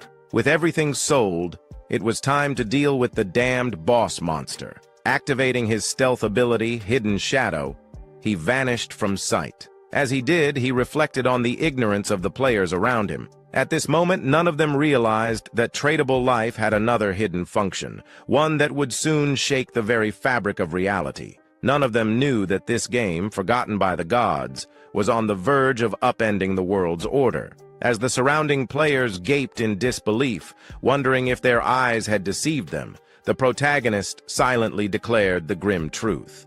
The legacies they once prided themselves on would soon become meaningless. In the coming era, only one thing would matter: absolute strength. And those who failed to grasp that would be left behind in the dust of a new world order. The scene then shifts to the blonde girl and her team as they breathe heavily, exhausted from running. The blonde girl declares that not only did Shadow reject her, but he also threatened her. She promises that once she gets to the real world, she will definitely find him and kill him. As she thinks this, she is approached by a man who introduces himself as Lao Mao. He explains that he is currently at level 2 and claims to know a few tricks to level up in this game. He asks if he can take up the offer that Shadow refused. The 10 million offer for helping the blonde girl and her team reach level 3. The blonde girl, looking suspicious, asks what Lao Mao means by tricks. Lao Mao then explains that he doesn't usually share his secrets, but since it's her, he'll make an exception. He reveals that in this situation, to level up, one must allocate all 5 attribute points to agility. That way, their maximum running speed will be slightly faster than the monsters, allowing them to win without taking damage. The blonde girl's eyes widen in shock as she inwardly realizes how foolish she was for putting all her attribute points into strength. She tells Lao Mao that she accepts his proposal, but since he isn't as strong as Shadow, she will only pay him 5 million in cash. She asks if he agrees to these terms. Lao Mao accepts, remarking that while Shadow is strong, he must have some mental issues for rejecting such a huge sum of money. The scene then shifts to the protagonist, who has just arrived at the location he marked earlier on the map. Still in stealth mode, he observes that the damned monster has already advanced to silver rank. Judging by the gray fog enveloping its body, it's still evolving. Activating his poison dart ability, the protagonist notes that the jump from silver to gold rank will take at least 7 or 8 hours. But since he doesn't feel like waiting, he launches the poison dart at the damned monster. The first strike deals massive damage, 659 points, due to his stealth bonus. The poison dart then begins dealing 219 damage per second. The protagonist immediately jumps at the monster, activating his lighten image skill, while reasoning that a silver boss's health is about 2 or 3 times that of a bronze level 1. Suddenly, the monster begins charging a massive magical attack, its hands growing larger. The protagonist notes that he only needs to strike the monster 2 or 3 more times with poison dart to finish it, but in an instant, the monster unleashes its attack, obliterating the surrounding area. He explains that the Damned is a magic-type boss. Most of its skills are area of effect attacks that deal heavy damage at once. After launching the poison dart, he immediately retreats, barely escaping the attack range. Still invisible, he reflects that with his current health and defense, taking the attack head-on would have killed him. As the battle rages on, the monster charges another devastating attack, its hulking frame shifting toward the protagonist. But he remains calm, weaving through the battlefield while monitoring his cooldown timer. His hidden shadow ability is still unavailable, so he knows he must wait for the perfect opening, strike precisely and vanish before the monster can retaliate. Moments later, the creature falters, momentarily distracted. Seizing the opportunity, the protagonist surges forward, activating Poison Dart again. The attack lands cleanly, dealing another 659 damage. The poison effect kicks in, draining the monster's health at 219 damage per second. Realizing its grave danger, the boss attempts to flee, but the protagonist intercepts it from behind, his gaze cold. The monster's desperate retreat is futile. Surrendering would have been easier. In a blur of motion, the protagonist reappears atop the creature's head, slamming it into the ground. The system confirms his victory. He has slain the Damned, a formidable silver rank boss. A flood of notifications appears. 800 EXP gained, leveling up from 3 to 5 instantly. Evolution points awarded. 24 days of tradable life earned. The protagonist chuckles. A single boss kill has propelled him 2 levels forward while granting unexpected rewards. As the monster's body disintegrates into loot, he activates the evolved version of his skill, Hand of Everest. A system screen materializes, confirming the loot. Another 4 evolution points. Additional 124 days of tradable life, doubling his initial haul. He smirks. 2 extra bonuses right off the bat. Calculating further, he realizes the silver rank boss has granted him a total of 12 evolution points and 372 days of tradable life. Just then, another system prompt appears. An unexpected bonus. The secondary effect of Hand of Everest has activated, upgrading 1 looted item from silver to gold rarity. A gold teardrop materializes. No wonder Hand of Everest is classified as a Jade-level skill. It enhances loot beyond its original grade, he thinks. His attention shifts to the scattered loot. 7 or 8 pieces of gear, but his backpack only has 10 slots. He sighs. If he has to keep returning after each boss fight, it'll waste too much time. Ideally, the damned would have dropped a storage ring for convenience. Before he can inspect the loot further, the scene abruptly shifts back to the starter town. There, the mage from Wang Ming's team materializes in a burst of light, relieved to be back. Thanks to Wang Ming. As the rest of the team follows, they express gratitude, acknowledging that without his leadership, they wouldn't have reached level 3 safely. Wang Ming dismisses their praise, insisting their progress was a team effort. However, the mage sighs regretfully. She hadn't managed to add that big guy as a friend in the dungeon. Maybe it was because she'd been covered in mud at the time. A teammate teases her, saying that in her fresh outfit she looks great. Surely the mysterious player wouldn't reject her now. Suddenly, a system announcement echoes through the town. The leaderboard has been updated. Shadow has reached level 5. The news sends shockwaves through the players. Someone exclaims in disbelief. How could Shadow jump from level 3 to 5 so quickly? The only explanation, he must have slain a powerful boss. Another player recalls seeing Shadow selling gear in the town square just 10 minutes ago. Meanwhile, in desperation, one man jokingly, or not, offers his newly 18-year-old sister to Shadow, hoping for a leveling boost. His friends shut him down. Shadow didn't even bat an eye at 10 million cash. Why would he care about matchmaking? Back with Wang Ming's team, panic sets in. They just celebrated reaching level 3, only to learn Shadow has far surpassed them. Wang Ming remains calm, urging them to log out, return to reality, and warn their families about the game's horrors. As their bodies fade, the system confirms their logout. Wang Ming's final words are grave. If the world is descending into chaos, they must at least prepare their loved ones. The scene shifts to the real world. Wang Ming's eyes snap open. He's not just a player, but a police officer. His fellow officers rush to him, shaken. They reveal that his body had begun turning transparent while unconscious, confirming the terrifying truth. Death in the game means erasure in reality. Wang Ming shouts for everyone to gather. Something serious has happened. The camera pans out, revealing he's in a hospital. The stakes are far higher than anyone imagined. Inside a police station, where a serious discussion is taking place, a commanding voice cuts through the room, questioning Wang Ming about his report. According to him, he and his team had formed a party, and remarkably, each member possessed a hidden profession, a significant advantage in the game.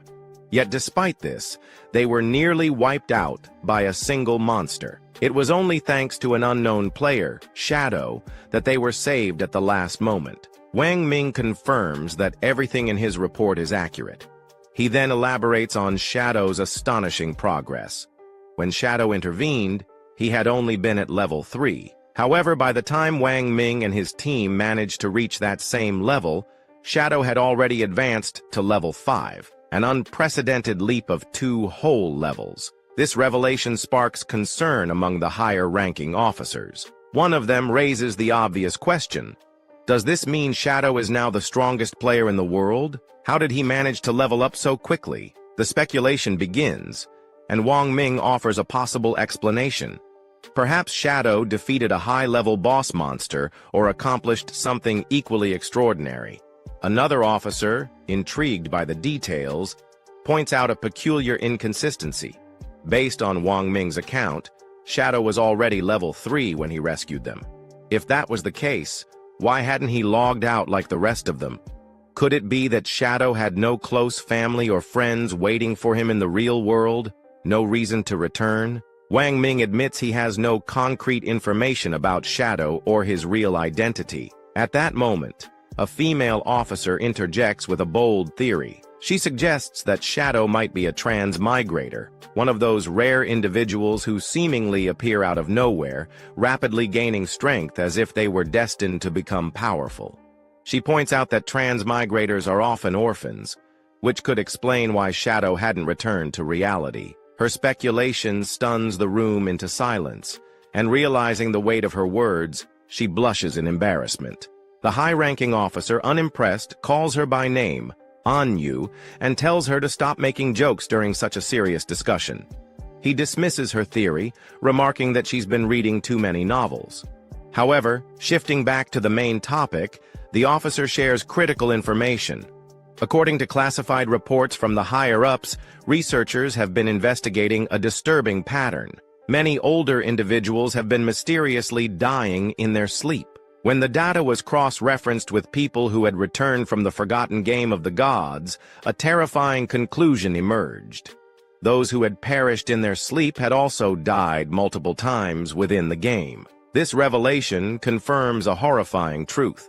If a player's lifespan reaches 0 in the game, they don't just die there, they die in reality as well. One of the officers voices his concern, calling the forgotten game of the gods an anomaly, something far beyond their current understanding. The head officer agrees, suggesting that what they are witnessing might be an invasion by unknown higher-dimensional beings. The implications are staggering, and the room falls into a heavy silence as the weight of this possibility sinks in. Without hesitation, the head officer shifts to urgent matters. He informs everyone present that the higher-ups, most likely the government, have issued an emergency directive. Every officer is to form vanguard teams based on their locations, venture into the forgotten game of the gods, and gather as much intelligence as possible. This is no longer just a police matter. The government itself is mobilizing, aiming to create a specialized professional force for this unprecedented crisis. He emphasizes the global scale of the situation. Every nation is racing to explore and understand this new reality, and falling behind in this endeavor would mean losing international influence. For the sake of national security, they must obtain information at all costs. With that, the head officer announces his decision. Anyu will be appointed as the captain of Team 1. Without hesitation, she accepts the role. Wang Ming is designated as her vice captain, and the two are given the authority to choose their own teammates. Wang Ming nods in agreement, understanding the gravity of their mission. The head officer then turns his attention back to Shadow, the mysterious player Wang Ming encountered. Based on Wang Ming's account, Shadow doesn't seem like a malicious person or someone with ill intent. Because of this, the head officer issues a direct order. Anyu and Wang Ming must attempt to befriend him. Their objective is clear: uncover Shadow's real identity and establish a working relationship with him. He further explains his reasoning for putting Anyu in charge. Her extensive knowledge of games and fictional stories makes her the most suited for investigating someone like Shadow, whose abilities and actions seem almost mythical. The head officer expresses hope that Anyu and Wang Ming can secure Shadow as an ally, someone who could act as their representative within the game. If they succeed, they will gain access to vital information that could give them a strategic advantage. As for the rest of the police officers, their primary directive is to maintain public order and prevent mass panic. With these final words, the meeting is adjourned. The sun begins to set, casting a golden glow over the city as the officers prepare for the challenges ahead. The next day, the scene shifts to a high school where the protagonist's younger sister sits at her desk, lost in thought. Around her, students chat excitedly about recent developments. A small group nearby discusses a surprising revelation. Zhang Wei, the student whose body had previously started to vanish, has successfully reached level 3 in the game and logged out safely. One of the girls explains that Zhang Wei shared a crucial detail. If multiple people in the same district fall asleep at the same time, they will all be transported to the same starter village within the game. This news sparks a mix of excitement and concern among the students. Another girl, alarmed by this information, insists, "This won't do. I need to return home and bring my parents into the game. They have no gaming experience, and I'm terrified something might happen to them if they enter this world unprepared." However, another student disagrees, arguing that they shouldn't rush to involve their parents just yet. Instead, we should focus on growing stronger first. Only then will we be capable of protecting our families when the time comes. Meanwhile, the protagonist's younger sister stares at her phone, deep in thought. A nagging frustration bubbles inside her. Why hasn't her brother reached out to her yet? With something as monumental as the forgotten game of the gods unfolding, she expected at least a single message from him. But there's been nothing. Not only has he failed to check on her, but he hasn't even apologized for hitting her earlier. That was completely unlike him. In the past, whenever they fought or she made him angry, he would always find a way to make peace with her. But today, silence. No apologies. No attempts to smooth things over. Even their parents had never so much as laid a finger on her, and yet he, her own brother, had struck her. Still sulking, she tries to justify her actions. All she did was skip class to see Songfei's concert. Was that really such a big deal?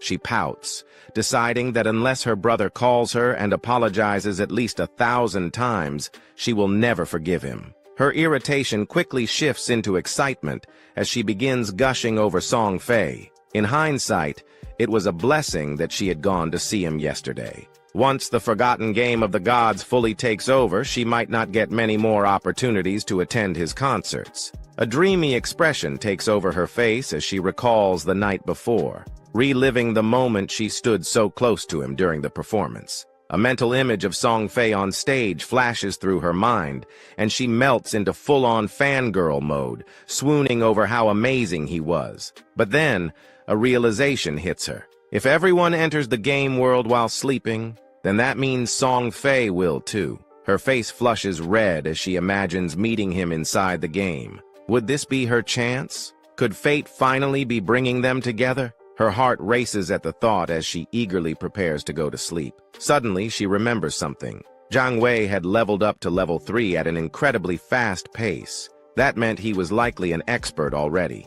If she wanted to make the most of her time in the game, she needed some solid advice. Without wasting a second, she sends Jiang Wei a message, asking if he has any useful strategies to share before she enters the game world. The scene shifts to Jiang Wei, who is surrounded by his classmates when he receives her message. He glances at his phone, and a smirk spreads across his face. Internally, he marvels at the situation.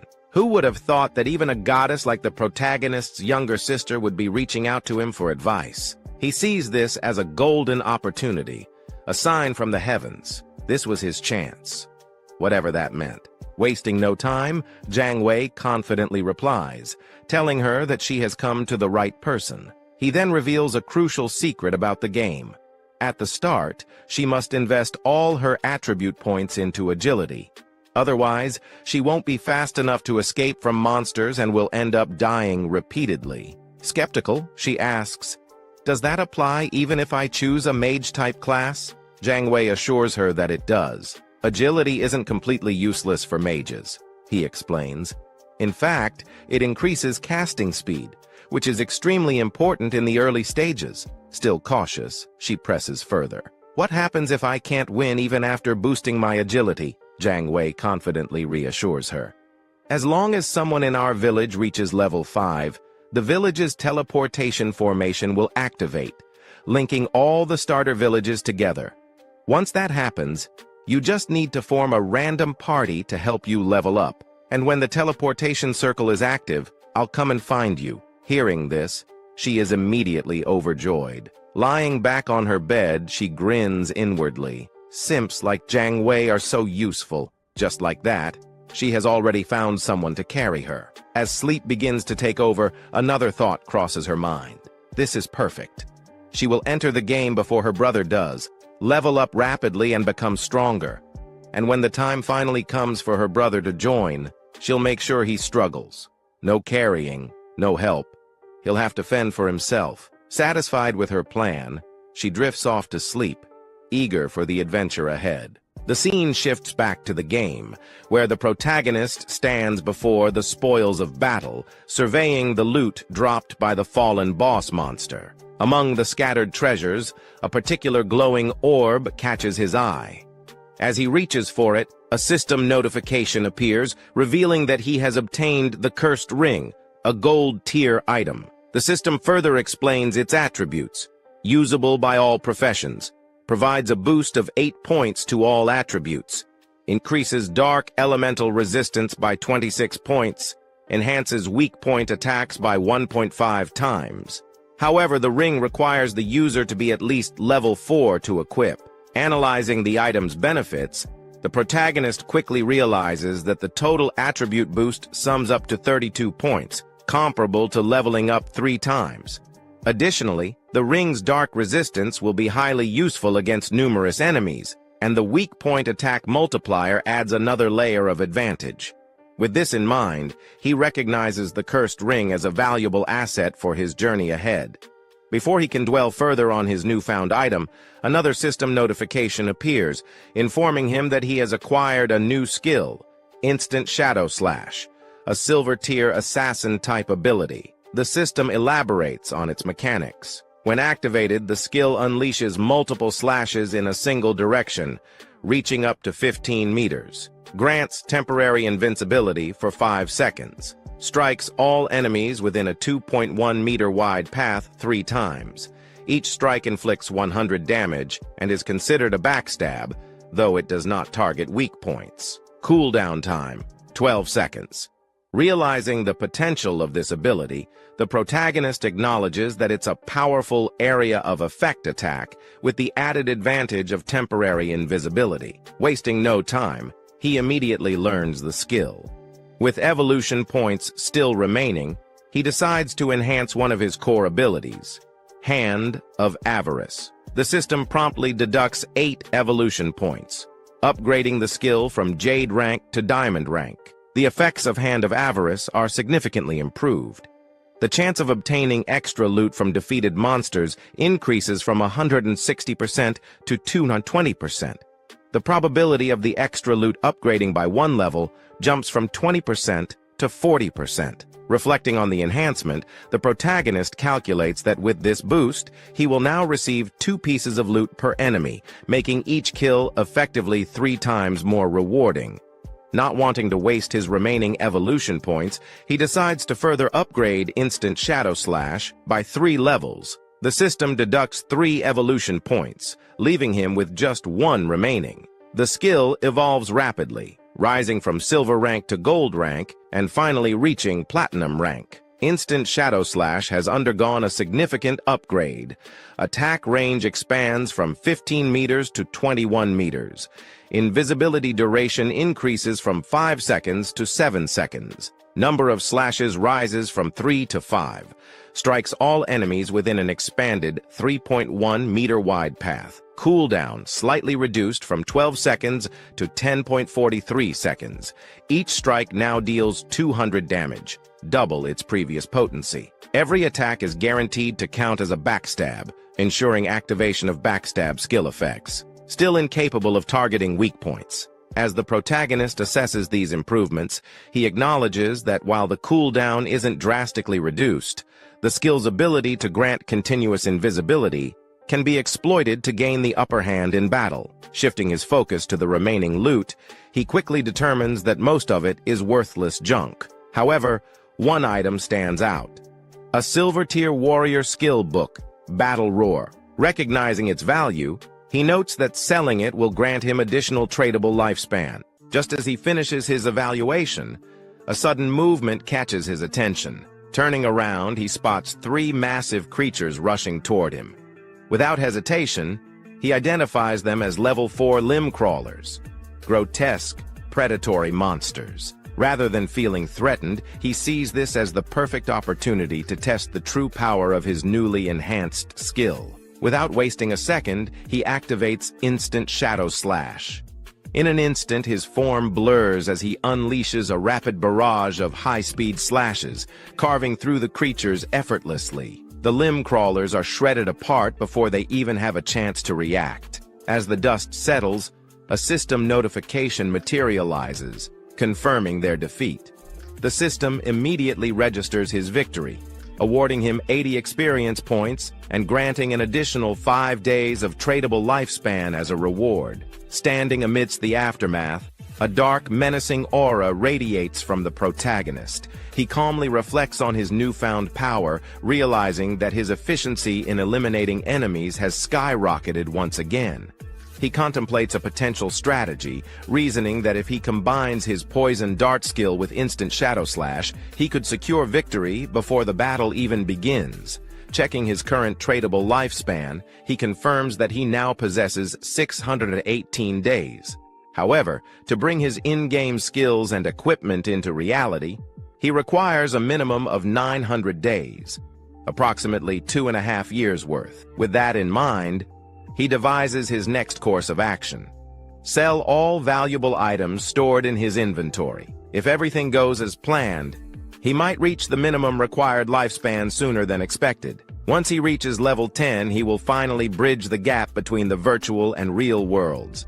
The scene shifts to our protagonist making his way back to the starter town, shrouded in invisibility thanks to his latent image skill. Moving undetected, he suddenly overhears a conversation nearby. A man congratulates a woman on reaching level 3, reminding her of a promise she made. As he observes them, it becomes clear that the individuals in question are the blonde girl from earlier and Lao Mao. Their exchange reveals a prior agreement. Lao Mao had promised to help the blonde girl reach level 3, allowing her to log out of the game, in exchange for 5 million in cash. Now that she has achieved her goal, Lao Mao expects his payment. The blonde girl reassures him, asking if he truly doubts that her father's company, Dajian Industry, can spare such a small amount. She explains that she will log out and handle the transaction in the real world. Before leaving, she hands Lao Mao her phone number, instructing him to contact her after he logs out.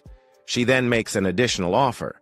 She wants to buy all of his tradable lifespan, offering 10,000 in cash for each day's worth. Lao Mao readily agrees, grinning at the lucrative opportunity.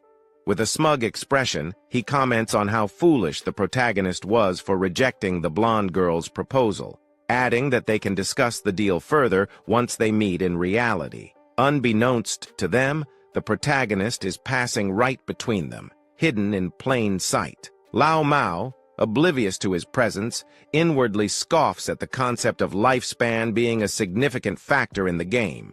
He sees no reason to worry. After all, he can farm lifespan as easily as in-game currency. To him, converting gaming achievements into real-world wealth is the ultimate strategy, and he considers himself a genius for realizing it. The scene then transitions to the starter town, where the protagonist stands before the teleportation gate. With a simple stretch of his hand, the gate begins to pulse with radiant blue energy. As the light intensifies, a system window materializes before him, congratulating him on successfully activating the teleportation formation in Shelltown and awarding him 1 reputation point. The system further explains the mechanics. He can use the teleportation gate once per day for free, but subsequent uses will consume tradable lifespan. However, at present, no other teleportation gates in the game have been activated, rendering it effectively useless for now. The protagonist muses over the situation, understanding that the teleportation formation in the starter town is a two-way system. Activating one side alone serves no purpose. A player from another starter town must reach level 5 and activate their own teleportation gate for it to function properly. In his past life, he recalls that Song Fei had been in Firefly Town. To stay ahead, he sets up an altar that will immediately notify him the moment someone activates the Firefly Town teleportation gate. He isn't just waiting, he's preparing. The moment that gate lights up, he'll be ready to catch that unskippable fade with Song Fei. As the protagonist ventures deeper into the city, his mind is already fixated on his ultimate goal. While teleportation between towns may seem significant to most players, he knows that the real challenge lies ahead.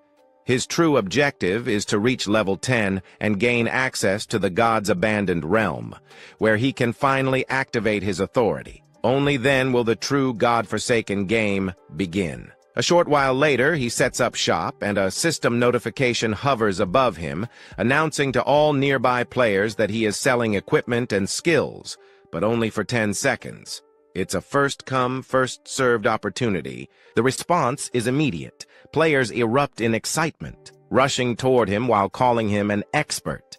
Some eagerly declare that they have been waiting for this moment, saving up tradable lifespan in anticipation. One player proudly states that he has saved up 150 days' worth, while another recalls that the last time the protagonist set up shop, He sold an icicle spell, a purchase that propelled Gray, its buyer, to second place in the ranking list. Another player excitedly reveals that he has found a silver-tier skill book called Battle Roar, a warrior-exclusive ability, and decides without hesitation to purchase it. A system notification instantly pops up, confirming that the Battle Roar skill book has been sold for a staggering 300 days worth of tradable lifespan.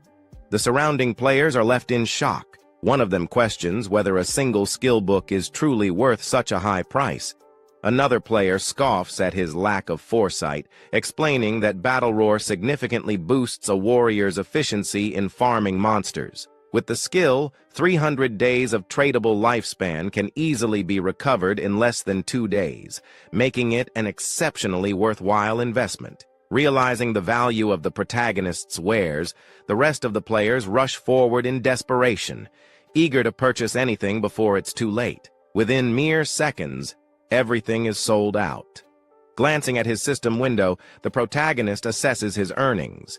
In just 1 minute, he has amassed 650 days worth of tradable lifespan, bringing his total to 2,174 days. However, he remains unsatisfied. To truly bring his attributes, skills, and equipment into reality, he will need far more tradable lifespan. Meanwhile, some players groan in frustration, lamenting that they didn't even get a chance to buy anything. They ask whether he plans to set up shop here again, and he confirms that he will. Suddenly, a female player's voice rings out, calling for his attention. She claims to have a treasure and asks if he would be interested in making a deal. As the protagonist turns to look, he recognizes her. She is one of Wang Ming's teammates. The system immediately identifies the treasure in question, a space ring with 12 inventory slots. The system further explains that the ring does not occupy the protagonist's backpack or equipment slot. The protagonist is momentarily stunned. He inwardly recognizes the space ring's true value. It is a rare storage item that does not take up a ring or backpack slot. Since players can only carry a maximum of 3 storage backpacks, such an item is priceless. The protagonist notes that while space rings can technically drop from any monster, their drop rate is abysmally low. The fact that this girl, with her prophet profession, managed to obtain one this early in the game is nothing short of extraordinary. Her luck is off the charts. Without hesitation, he asks for the price of the ring, already calculating its true value. In his past life, a 12-slot space ring like this one sold for a staggering 3,600 days worth of tradable lifespan. However, instead of demanding lifespan, the girl simply smiles and makes an unexpected offer. She doesn't want his lifespan at all. Instead, she asks him to add her as a friend and form a party with her to take down a boss monster. The protagonist immediately agrees, and a system notification appears, confirming that player Big Plum has accepted his friend request. As they leave the starter town, the protagonist turns to Plum and asks about the boss monster she needs help with. Plum explains that it's a gold-tier boss. Though she didn't manage to catch its name, it was too far away. She does, however, describe its location: a tattered boat floating in the swamp. Hearing this, the protagonist's eyes widen in shock. Could it be the Golden Ghost Chip? He quickly recalls that the Golden Ghost Chip is a rare, special boss capable of appearing at any level. Its spawn rate is extremely low, but whenever it emerged in his past life, it triggered fierce battles between major guilds, all vying for the powerful equipment it dropped. The mere sighting of this monster was enough to ignite a bloodbath. However, based on Plum's description, he deduces that this version of the Golden Ghost Chip is likely around level 5, making it the easiest one to defeat. Even so, he can't help but wonder, how did Plum stumble upon such a rare boss so close to the starter town? His mind races, piecing things together. The space ring, her connection to Wang Ming's party, a gold-tier boss appearing seemingly by chance. A realization strikes him. Could she be the rumored koi fish of his past life? He remembers the whispers from his previous incarnation. It was said that Wang Ming's party had a mysterious member blessed with absurd luck, someone who could randomly encounter rare bosses, treasure chests, underground palaces, and even ancient temples simply by wandering around. Back then, he had dismissed it as misinformation, a smokescreen to disguise their true intel. But now, looking at Plum, he knows the rumors were true, and she's standing right in front of him. Lost in thought, he stares at her, trying to process the implications. Plum, noticing his gaze, suddenly blushes and asks why he's looking at her like that. Snapping out of it, the protagonist reassures her that it's nothing and shifts his focus back to their journey. As they step beyond the main gate of the starter town, unbeknownst to them, a figure lurks nearby. A bald player hides behind a tree, carefully watching their every move. The scene shifts to a group of rough-looking players, where a long-haired man stands before a gathering of bald players, addressing them with authority. He boasts about his past achievements, recalling how he once led his brothers to conquer the overlord of Sand City. With confidence, he assures the bald players that if they follow his lead, he will ensure they prosper in this game. Before he can continue, the bald player who had been keeping tabs on the protagonist rushes back, reporting that the target has left town with a girl. A smirk forms on the boss's face. He scoffs at the information, convinced that the protagonist is just another young fool easily swayed by a pretty face. Without hesitation, he gathers his crew and orders them to move out. It's time to strike. Meanwhile, outside the town, as they continue their journey, the protagonist outlines his terms for helping Plum's party. He states that if the boss drops equipment or skill books that Plum can use, they will belong to her, but the rest of the loot will be his. Plum considers this for a moment before questioning what the other party members, like Wang Ming, will gain from this arrangement. The protagonist explains that since the party consists of various professions, there's no guarantee that loot for an assassin will drop. If that happens, he would have fought for nothing, which wouldn't be fair. Accepting his reasoning, Plum agrees to his conditions but makes a small request. If any gear drops for her captain or other party members, she asks if he would be willing to sell it to her at a discount. The protagonist has no objections. With the terms settled, Plum mentions that they will head to the boss's location once Wang Ming and the rest of her party log back into the game. However, after some time walking, she realizes that she has no idea where they are headed. It is only when the protagonist finally reveals their destination that it dawns on her. They are going to fight the gold-tier boss monster now. A wave of shock washes over her. The very idea is ludicrous. The protagonist is an assassin, and she is a mage. He may be able to turn invisible, but she cannot withstand a direct assault from such a powerful enemy. Fighting a gold-tier boss at this stage of the game with just the two of them sounds like suicide. But the protagonist remains calm and assured. He doesn't intend for her to fight at all. His plan is to take on the boss alone while she remains at a safe distance, observing. Even with his confidence, Plum finds it impossible to believe. She knows he is strong, but defeating a gold-tier boss solo is beyond anything she has ever heard of. Just as she prepares to press further, the protagonist suddenly halts, sensing something. Without a word, he activates his latent image skill, and in an instant, his figure vanishes into thin air. Plum is left standing there, stunned. Her eyes dart around as she tries to process what just happened. Moments ago, he was right beside her, and now there's nothing but empty space. A hint of confusion flickers across her face before she calls out, searching for him, but no response comes, only silence. Meanwhile, hidden behind a tree, the group of bald-headed fools continues to stalk the protagonist and Plum from a distance. Their so-called leader smirks, clearly convinced that they have the upper hand. One of the players suddenly notices something strange. The protagonist has disappeared. Confused, they turn to their boss for guidance. Without a second thought, he arrogantly dismisses the situation, assuming that the protagonist must have tricked Plum and abandoned her in the wild. With a wicked grin, he orders his men to move in, deciding to capture Plum first and have some fun with her before dealing with anything else. As they rush forward, their boss arrogantly reminds them of his earlier promise. "Stick with me, and you'll have a good life." Now, he claims, even women are coming their way. However, just as they close in, a shadowy figure materializes right in front of them. The leader halts in his tracks, his grin faltering as he stares into the abyss of a dark aura swirling before him. Confusion flickers in his eyes. What is this? Before he can react, the protagonist unleashes his instant shadow slash skill.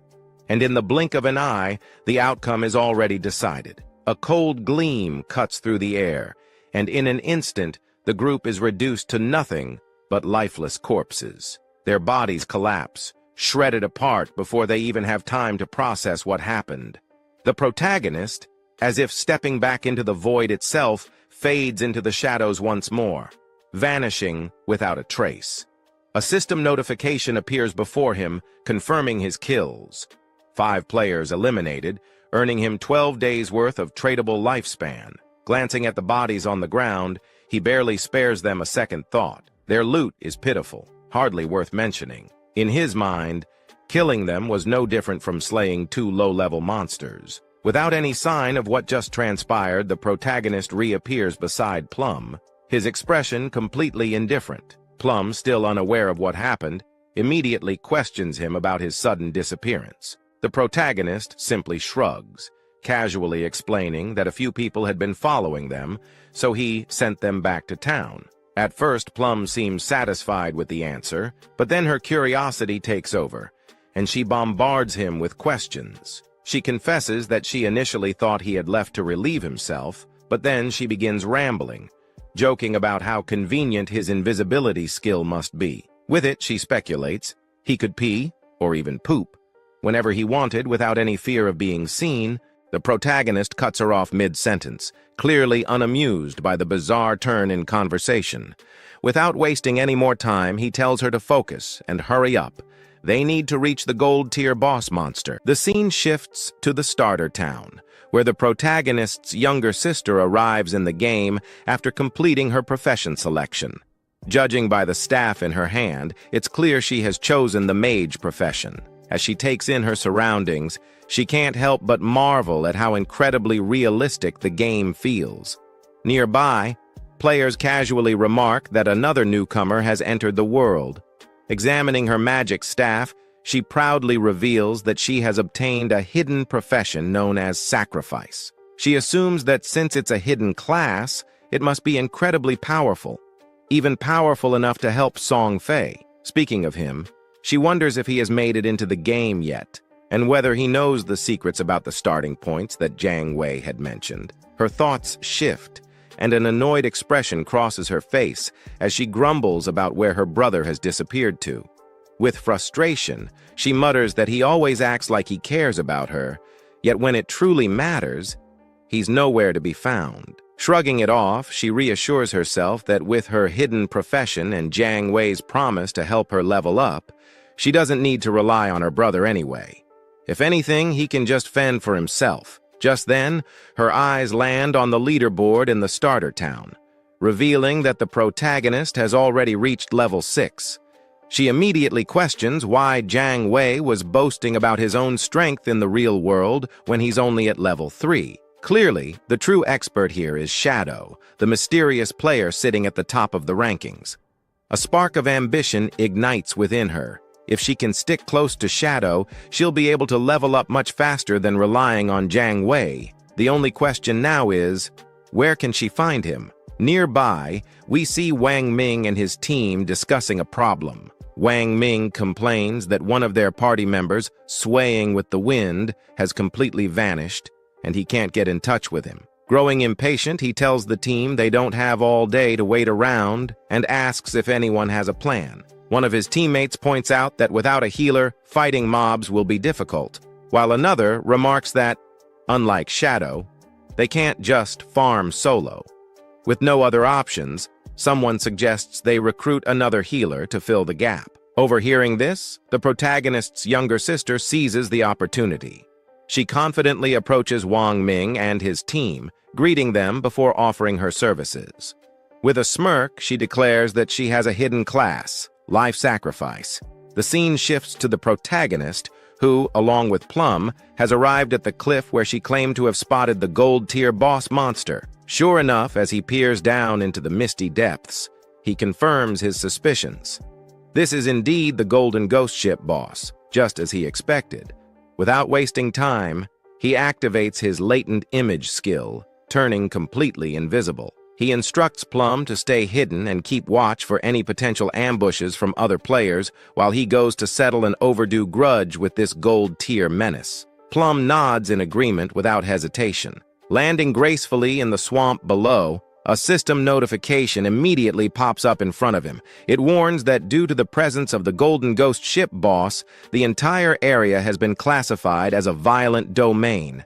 The key detail, the rate of lifespan depletion in this domain is 100 times faster than normal. Processing this, the protagonist quickly does the math. At this accelerated rate, staying here for just 15 minutes would be equivalent to losing an entire day's worth of lifespan. But he brushes off the concern. Temporary violent domains like this won't have a major effect on him. The system then formally identifies the boss as the Golden Ghost Ship, a level 5 monster, with a countdown of 45 minutes and 25 seconds before it vanishes. Without hesitation, the protagonist prepares to strike. He knows that special bosses like this always have a time limit, but 45 minutes? That's more than enough time. He immediately unleashes his instant shadow slash skill, and the results are devastating. The attack lands cleanly, chunking the boss's health for 549 damage 3 times over. To ensure the pain keeps coming, he follows up with a well-aimed poison dart, hitting the eerie green glow bells on the ghost ship's bow. Thanks to the stealth attack bonus, the hit lands as a critical strike, dealing 621 damage in an instant. While airborne, the protagonist coolly analyzes the battle. Taking down the Golden Ghost Ship isn't just about brute force.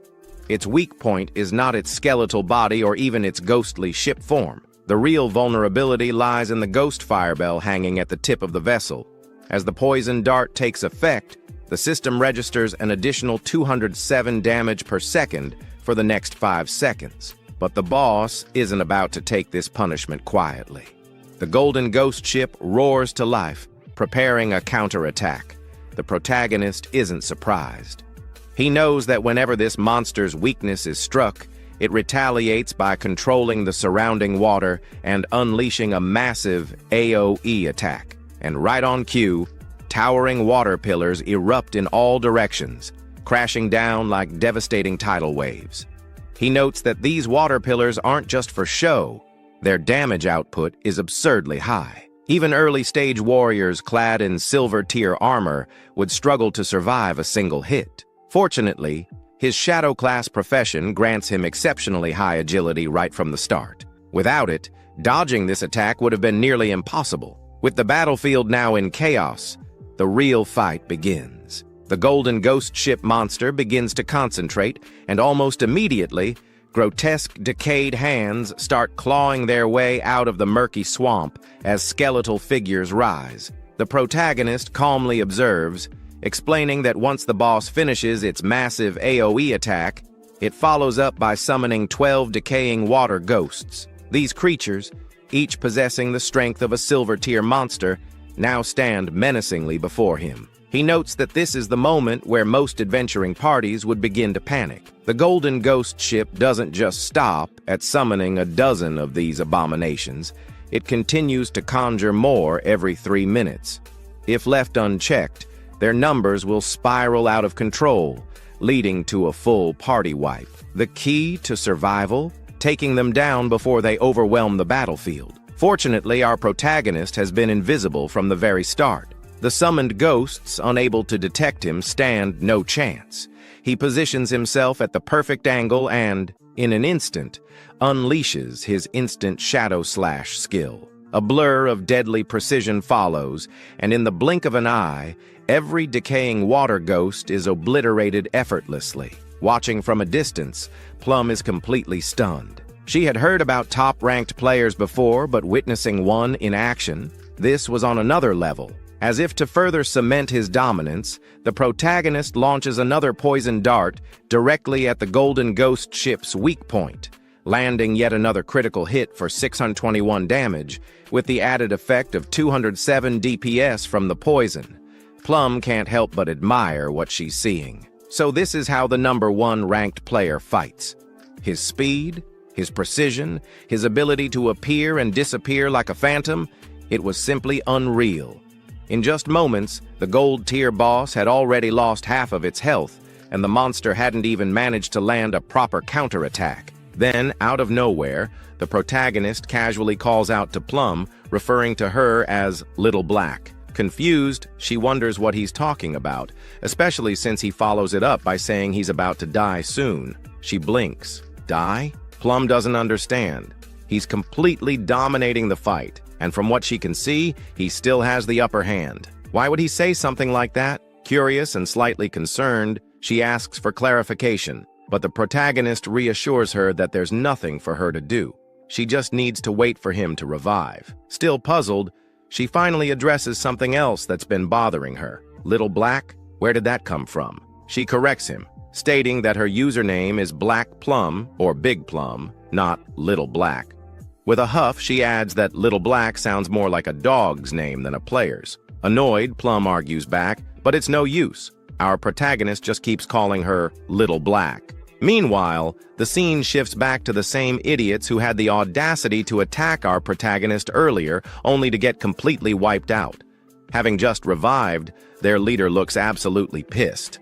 Frustrated, he grumbles that he used to slay legends left and right back in his prime, but now he's getting bullied by a little girl. Just then, one of his lackeys comes sprinting over, practically gasping for air. He reports that he's located Plum. She's standing at the edge of a cliff, watching Shadow fight a boss monster solo at the bottom. Hearing this, their leader's eyes light up with excitement. He immediately barks out orders, declaring that this time he's gathered all his brothers, or minions to be exact, and they will definitely take Shadow down. Back at the fight, meanwhile, the battle against the Golden Ghost ship rages on.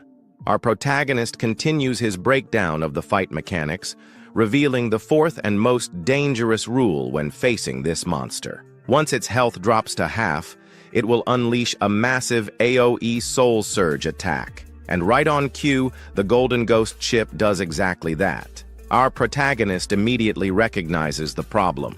This attack not only has a ridiculous range, but it also paralyzes him for 5 seconds. With his current stats, there's no dodging this one. The Soul Surge expands outward in a massive shockwave, sending a ripple of eerie energy across the battlefield. Even Plum, watching from above, is stunned by the sheer scale of the attack. Then, it hits. A direct impact. 59 damage dealt. The system notification pops up, confirming what just happened. Player Shadow has died. Another system prompt follows immediately. Shen's system. Player Shadow has died. Lost 326 years of untradeable lifespan. Lost 1,087 days of tradable lifespan. Meanwhile, at the top of the cliff, the idiots arrive just in time to witness our protagonist's death. They erupt into laughter. So this guy was supposed to be an expert? One of them scoffs. A couple of people called him a top player, and now he thinks he can solo a gold-tier boss? What an idiot. But then something else catches their attention. Their eyes widen as they spot the loot drop from Shadow's death. Judging by its sheer size, they estimate that it must contain at least 300 days worth of lifespan. Excitement surges through them, and then they get greedy. With the Golden Ghost ship already at half health, they assume they can swoop in, finish it off, and score massive lifespan gains from the boss loot drops as well. One of them even declares, "Today we, the underdogs, are devouring half of Shadow's top-ranked lifespan." Filled with confidence, they charge forward. But once they took another step, they appeared in the sky. The leader was confused, not knowing what was happening. He and his men were teleported back to Shell Town. They felt frustrated, not understanding why this boss was so powerful or how the player's Shadow had attacked it until leaving it at half health. Some were furious, since just after entering the swamp, the boss had instantly killed them with the water pillar, not to mention that the swamp was full of small mobs. For them, there was no way to fight this. The leader gritted his teeth and refused to believe it. They had suffered great losses. So he gave the order for his men to follow him as he wanted to try again. At the same time, someone jumped. It was Qin Fang, who had already returned to the swamp. He felt somewhat confused upon seeing so much lifespan dropped on the ground. Using the chat, he informed Little Black that he was already back and also asked why there were so many lifespan light orbs. Little Black was somewhat surprised to see how quickly he had returned, explaining that the lifespan belonged to a group of people who had charged noisily against the boss, only to be wiped out by the water pillar. Qin Fang couldn't help but smile upon seeing that they had overestimated their own strength. But then he remembered that in his past life, he had also suffered a lot because of the ghost ship. The boss was still roaming around the area. Qin Fang began to observe it, knowing that the golden ghost ship was only going to use the immobilization skill once, so the rest of its health was very easy to handle. When it received damage while below half health, there was a fixed probability that it would disappear and reappear far away, making it very difficult for normal players to kill it. Without wasting another second, Qin Fang launched a poison dart, which hit the ship's bell directly. The boss became enraged and began to summon another attack. Seeing this, Qin Fang used Shadow Sneak and became invisible. After carefully observing the boss's movements, Qin Fang used Instant Shadow Slash and attacked quickly, since he had long seen through its movement patterns. The leader and his men arrived at the cliff again. One of them informed his boss that Qin Fang was fighting against the boss again. Upon hearing this, he decided to find an opportunity to take down both.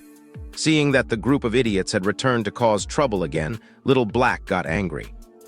Shadow was about to kill the boss, so she decided not to let these bastards get away with it. She gripped the magic staff tightly and concentrated, making thunder appear. A thunderbolt emerged from the magic staff, falling on the men, charring their bodies and leaving the others in shock. The leader, somewhat furious, asked who was attacking him. One of his men began to point at Little Black with his finger, informing him that it had been her. He picked up his axe from the ground and gave the order to his men to kill her. Seeing this, Little Black's eyes filled with fear. She started running, asking for help. The leader and his men began chasing her, swearing to kill her. Not far from the area, a man who was hiding behind a tree began to observe them. She was not alone. There was another man behind him. Upon noticing that Little Black and the others were approaching, they hid again behind the tree. Back at the swamp, Qin Fang distanced himself from the boss, his gaze fixed on it, realizing that it was almost dead. But it was as he had expected. Despite being only a level 5 boss, the golden ghost ship was difficult to kill alone. He knew that his damage was very low. The battle had taken too long, attracting many people to spectate. Noticing that there were people on the cliff, he realized they were those who had just died. Additionally, he noticed that there was also a group beside the swamp, waiting for him to kill the boss before killing him and seizing his loot. The poison started to take effect on the boss, making its eyes begin to shine, and not long after, its body started to disappear. The system announced the death of the golden ghost ship of gold grade, granting Qin Fang as a reward 480 experience points. He ascended to level 8, obtaining 7 evolution points and 216 days of tradable lifespan. Our boy activated Shadow Sneak. It had been a good dream, but it was a shame that it had miscalculated. A general system notification sounded everywhere, revealing that the player Shadow from Shell Town had been the first on the server to kill a gold-grade boss, receiving 3 reputation points. The notification caught the attention of all the players in the area. No one knew who Shadow was or why he was so strong. Others were furious, since the first person to kill the gold-grade boss had to be from Han City. In Shell Town, Wang Min looked at the system notification with confusion, as it had only been a short time since Shadow was fighting against the bronze boss by himself. Only a short time had passed, and he had already killed a gold boss solo. He did not know why the difference between Shadow and the others was so great. Qin Fang's sister's eyes began to shine with determination. Realizing that Shadow really was the strongest, she thought that if Shadow helped her level up, then she would be able to see brother Song Fei. The body of the boss disappeared, leaving lifespan and loot on the ground. The boss of the group that was hiding behind the tree couldn't help but smile upon seeing that the boss had dropped so much loot. With a wicked expression, he realized that Shadow had hidden using invisibility without taking the loot, realizing that he must be wary of them.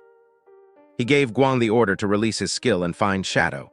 They were going to kill Qin Fang and take the gold boss's loot for themselves. Guang nodded his head, then drew his bow, used the skill called Phantom Horned Eagle, and shot an arrow toward the swamp, which transformed into the ghost of an eagle. The eagle flew until it exploded, causing its feathers to start falling over the swamp. Qin Fang began observing them carefully. He did not expect this hunter to learn this anti-invisibility ability so quickly. For him, it was no surprise that they were so confident in killing him and seizing his loot. But it was a pity that his assassin class came with an extra point in invisibility level. Guang's skill was level 1, so it could not break his skill. Confident, Guang turned to the boss, informing him that Shadow must have fled after seeing so many of them. The boss and his men began to advance toward the loot. Deciding to protect the loot first, he asked his men not to be careless and to prepare for battle at any moment. The ownership of the boss's loot was 5 minutes. After the time ended, the loot was going to be theirs. A proud smile appeared on their faces. But just then, Shadow began to emerge, making their eyes widen in fear. Just before they could react, Qin Fang moved like thunder, taking everyone down. Now that the atmosphere was quieter, Qin Fang's attention focused on the loot. But then a question came to his mind. Where had Little Black gone? He decided to forget about it and find her later. For now, he had enough evolution points to upgrade Greedy Hand. So he decided to upgrade the skill before obtaining the loot. Greedy Hand went from being diamond quality to epic. It could be used on monster corpses, having a 220% to 300% probability of obtaining an extra loot drop. The extra loot had a 100% probability of being 1 tier higher. Our boy picked up the loot. He was determined to use the 100% chance to gather all the light together and squeeze them. Greedy Hand started to absorb the loot, making a smile appear on Qin Fang's face. A bright light began to emerge from the forest, and after using Greedy Hand, he obtained 21 evolution points, 648 days of tradable lifespan, and 2 special items called Ghost Fire Bell. Qin Fang's eyes widened in surprise upon seeing that he had obtained 2 Ghost Fire Bells. It was a special item. After equipping it, Qin Fang would not lose lifespan upon dying, with a cooldown time of 1,560 seconds. It had 2 skills, one passive and one active. Soul Absorption was passive. When killing monsters, the amount of dropped lifespan would increase by 20%, and having 2 Ghost Fire Bells at the same time would double this effect. Soul Shock was an active skill. He could shake the bell to immobilize all enemies within a 100-meter radius for 3 seconds, with a cooldown of 512 seconds. The Ghost Fire Bell was not considered equipment. It was an item. It did not take up 2 equipment slots, and 2 Ghost Fire Bells only occupied 1 inventory slot, making it very convenient. While he was distracted, Little Black contacted him through chat, asking him to come save her. Shadow became alert and asked with a worried expression where she was. Qin Fang was somewhat worried about knowing where Little Black was. The only thing he heard through the voice chat were her screams, asking them not to come near her. Little Black was very scared, since the leader and his men had already cornered her. They praised her for having strong resistance, but revealed that there was nowhere to escape. Advising her to come over calmly, and promising that they were going to make her feel so good that she would ascend to heaven. She clenched her fist, and when she looked back, she saw that she was at the edge of the cliff. Determined not to give these bastards the kill without thinking too much about it, she threw herself backward off the cliff, leaving the leader and the others in shock. Her body began to descend rapidly until it forcefully hit the ground, causing her terrible pain and making a pool of blood appear. Her body began to disappear and turn into lifespan. The leader peeked over the cliff and felt somewhat confused upon seeing that she had really jumped, thinking that she was quite resolute. Little Black informed our boy that he no longer needed to save her, since she had died and returned to the town. She felt relieved, as it was good that the tradable lifespans of their party were all on Captain Wang Min. Qin Fang felt relieved and asked Little Black to wait for him there, as he was going to pass the stuff to her. She felt happy and praised our boy for having worked hard. He collected all the lifespan that was in the area. This time, he had one big haul. His tradable lifespan had reached 315 days, and he even had 21 evolution points. He decided to use the points and evolve Greedy Hand. A system window appeared, informing that the skill Greedy Hand had already reached Epic. It required 10 times the evolution points to keep evolving. The system asked if he wanted to spend 210 evolution points to evolve this skill. Qin Fang was not surprised. For him, this was to be expected. It was not so simple. The higher the level of the skill, the more evolution points it consumed to evolve. He decided to forget about it and first raise his attack skills, since the higher his damage, the stronger the boss he could face would be, and in this way, he would be able to receive better loot. He concentrated, and instant shadow slash went directly from platinum to diamond. The attack range of the skill increased from 21 meters to 27. The duration of invisibility increased from 7 seconds to 9. Now he could perform 7 slashes on all enemies along the way instead of 5 slashes, with a total duration of 10 seconds. The length of the slash increased from 3.1 meters to 4.1 meters, and now each slash would cause 300 additional damage instead of 200.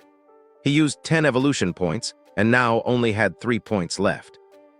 The initial skill backstab enhancement went from normal to gold, skipping bronze and silver. When using backstab, damage would increase by 30% instead of 15%. Qin Fang was happy, since after evolving instant shadow slash twice, its damage had doubled. Even if he was not in stealth mode and without breaking stealth, he could inflict 3,000 points of damage. And if stealth was broken and backstab was performed, the total damage of 7 slashes could reach between 6,000 and 7,000. Using the system window, our boy started analyzing his skills. He remembered that the gold tier boss dropped from 2 to 4 silver equipment, with a small chance of dropping gold equipment. Now, due to the effects of Greedy Hand, he had received 11 gold equipment and skill books, 2 platinum equipment, and 1 platinum skill book. This loot was not bad at all, since 3 of them could be used by assassin types. Among the equipment was the Ghost Chip Dual Blades of Platinum, an assassin-class weapon with a damage of 136 points, agility of 22 points, attack speed of 24%, and armor penetration of 17 points. The requirement to use this weapon was to be level 5. The unique effect of this weapon was that each normal attack would inflict damage twice. Qin Fang equipped the 2 daggers. The effect was not very useful, since basically he always used his skills to deal damage. But the base attack of this weapon was quite high, and it also had 22 agility points. The attack speed was also going to increase the skill casting speed, reducing the recovery time, so it was not totally useless. And as for the armor-piercing properties, the benefits were also quite high. Then our boy equipped the Ghost Fire Leather Armor of Gold Tier with a physical defense of 25 points, fire element resistance of 50 points, damage block of 14 points, granting 419 health points. And the requirement to use this equipment was to be level 5. He was amazed, since leveling up had not increased his constitution. His current health was 350 points, and this equipment had actually added 419 health points directly. When he put this on, most players now wouldn't even be able to break his defense. Using the system, he decided to make his defensive equipment invisible and use the starting appearance of the assassin class. This way, others wouldn't be able to see his equipment with their eyes and would have to enter the game interface to check. This wasn't over yet, since there was still one last piece left. Upon checking the inventory, he saw that it was a skill book. It was called Ghost Shadow Blur of Gold Tier, an assassin class skill. It had a passive. It granted a 15% dodge rate, and dodge activation granted immunity to all damage. Qin Fang was happy to have finally obtained an assassin survival skill. But then he remembered that this skill was very weak, because it was very difficult to increase the dodge rate in this game. And if one spent effort to raise the dodge rate, the other attributes would be low. And if the dodge was not activated, it would be very dangerous. Our boy's body began to shine since he was different from the rest. He could evolve skills infinitely. While increasing the dodge rate, he would not sacrifice other attributes, so there were only benefits for him. Qin Fang started to move away from the area and decided it was time to return. The remaining loot consisted of warrior, priest, and archer items. He could sell them to Wang Min with a 10% discount. And although they couldn't afford them now, he was sure that with Wang Min's personality, he would sell them on credit. This great upgrade was all thanks to Little Black. Without this koi, he wouldn't have been able to find a level 5 ghost ship to attack, so he decided to thank her. Qin Fang passed by a tree, and just at that moment, the leader, who was furious, and his men appeared. Qin Fang noticed them, and they did too, and their faces turned pale. With eyes full of fear, they started running upon seeing Shadow. As expected, Qin Fang was not going to let them escape.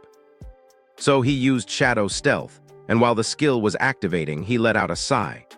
Just before they could take another step, Qin Fang moved like thunder and finished off all the subordinates. Upon seeing this, the leader panicked and ran with all his strength. But Qin Fang was not going to allow this. Our boy appeared in front of him and deactivated the invisibility skill. The leader's face touched Qin Fang, his eyes filled with tears and fear.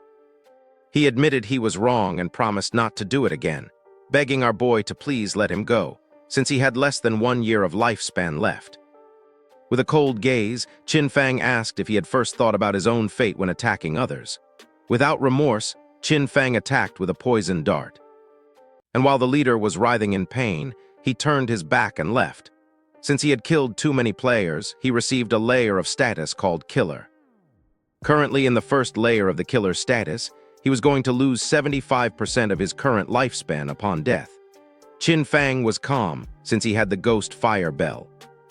If he was careless and died once, he would not lose any lifespan. Qin Fang returned to Shell Town, and everyone's gaze fixed on him. People started talking among themselves since he had killed a gold-tier boss. Everyone was in shock. Seeing that he was not wearing any equipment, some thought that he must have exploited bugs to defeat the boss. While our boy was walking through the area, a man approached and asked him to please wait. Qin Fang turned, curious, showing a skill book with a smile. The man mentioned that they had mistakenly bought this assassin's skill book, asking him to please accept it and take it as if nothing had happened between them. The system identified the skill book. It was a common tier called Impale. It was a single-target skill. Upon hitting, it added 20 attack points and caused stun for 2 seconds, with a cooldown of 22 seconds. Qin Fang took the skill book, and his eyes widened in surprise since it was a control skill. After taking the book, he went on his way, and the man and the others went on theirs. One of the men, furious, told Xian Zhao that they had been killed by Qin Fang. For him, it was too cowardly to have to give a skill book to him. The other man nodded, since no one treated them like that. The other man decided to use each of their connections to gather people. With everyone contributing, even a single spit from each of them could drown Qin Fang, so there was no reason to fear him. With a serious gaze, Xian Zhao made it clear that Shadow was growing so fast and leveling up by himself, so he must have a great secret. He wanted to find him in real life and kidnap him, since not only would they learn his secret, but they could even make him their slave to collect lifespan for them. The man praised Zhao for this great plan. Zhao decided to have the family send a woman to try to extract information from Qin Fang. When he had heard Shadow's voice just now, it sounded very foreign. He knew he was not within their circle, which meant that he was very poor. They decided to find a professional beauty, as they were sure that Qin Fang would fall into the trap. Qin Fang met with Little Black and asked her to accept the trade, since he wanted to give her some things. Upon hearing this, her eyes filled with excitement, but she explained that her name was not Little Black, but Big Plum. Qin Fang gave her a powerful skill in a necklace, and upon using them, fire began to emerge from her magic staff. She was happy because with this skill in the necklace, her damage had multiplied several times. Moreover, her mana regeneration had more than doubled. She thanked him from the bottom of her heart. Our boy said there was no need, explaining that he was just following their agreement, asking her to give him the space ring. With a smile, she took the space ring out of the inventory and said that he could keep it. With her face blushing, she revealed that when she was escaping in the forest, she had discovered an underground cave that seemed to be the entrance to a ruin, asking if he was interested. Qin Fang was somewhat surprised, since first it had been the Golden Ghost ship, and now it was a ruin entrance, realizing that it was really beneficial to be friends with this girl. The sincerity was mutual. If he had not given her 2 pieces of gold equipment, maybe she would not have told him this information. With this space ring, his inventory had finally reached 27 slots. Qin Fang asked where Wang Min was, promising that once he sold them the things, he would go to the ruins she had mentioned to take a look. She extended her hand, revealing that the captain and the others had gone to train the new priest, so they were not going to return soon.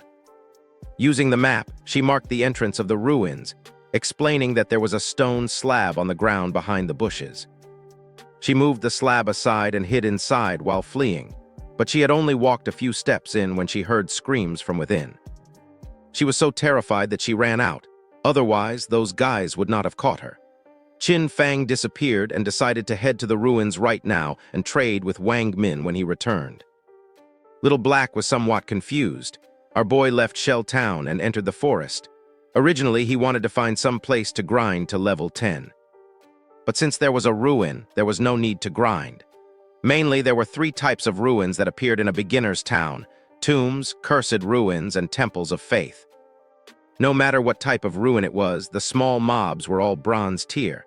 There might even be some silver tier monsters. For him, they were a sea of lifespan and evolution points.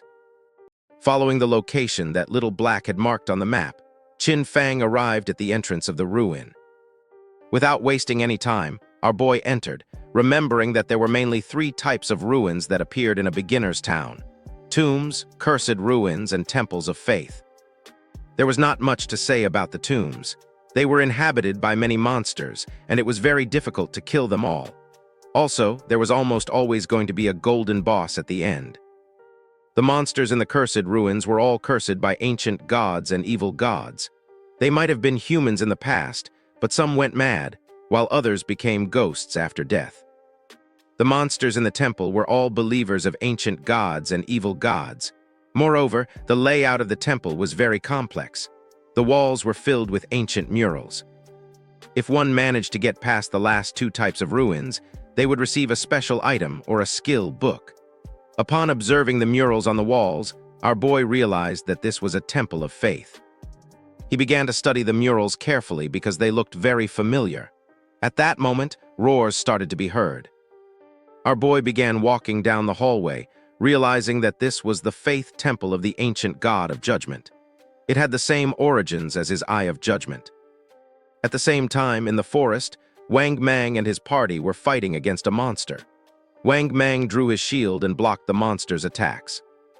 But then the monster lunged at him, and just before he had time to react, it attacked with its fierce claw, causing Wang Mang's body to fly through the air and inflicting terrible damage on him.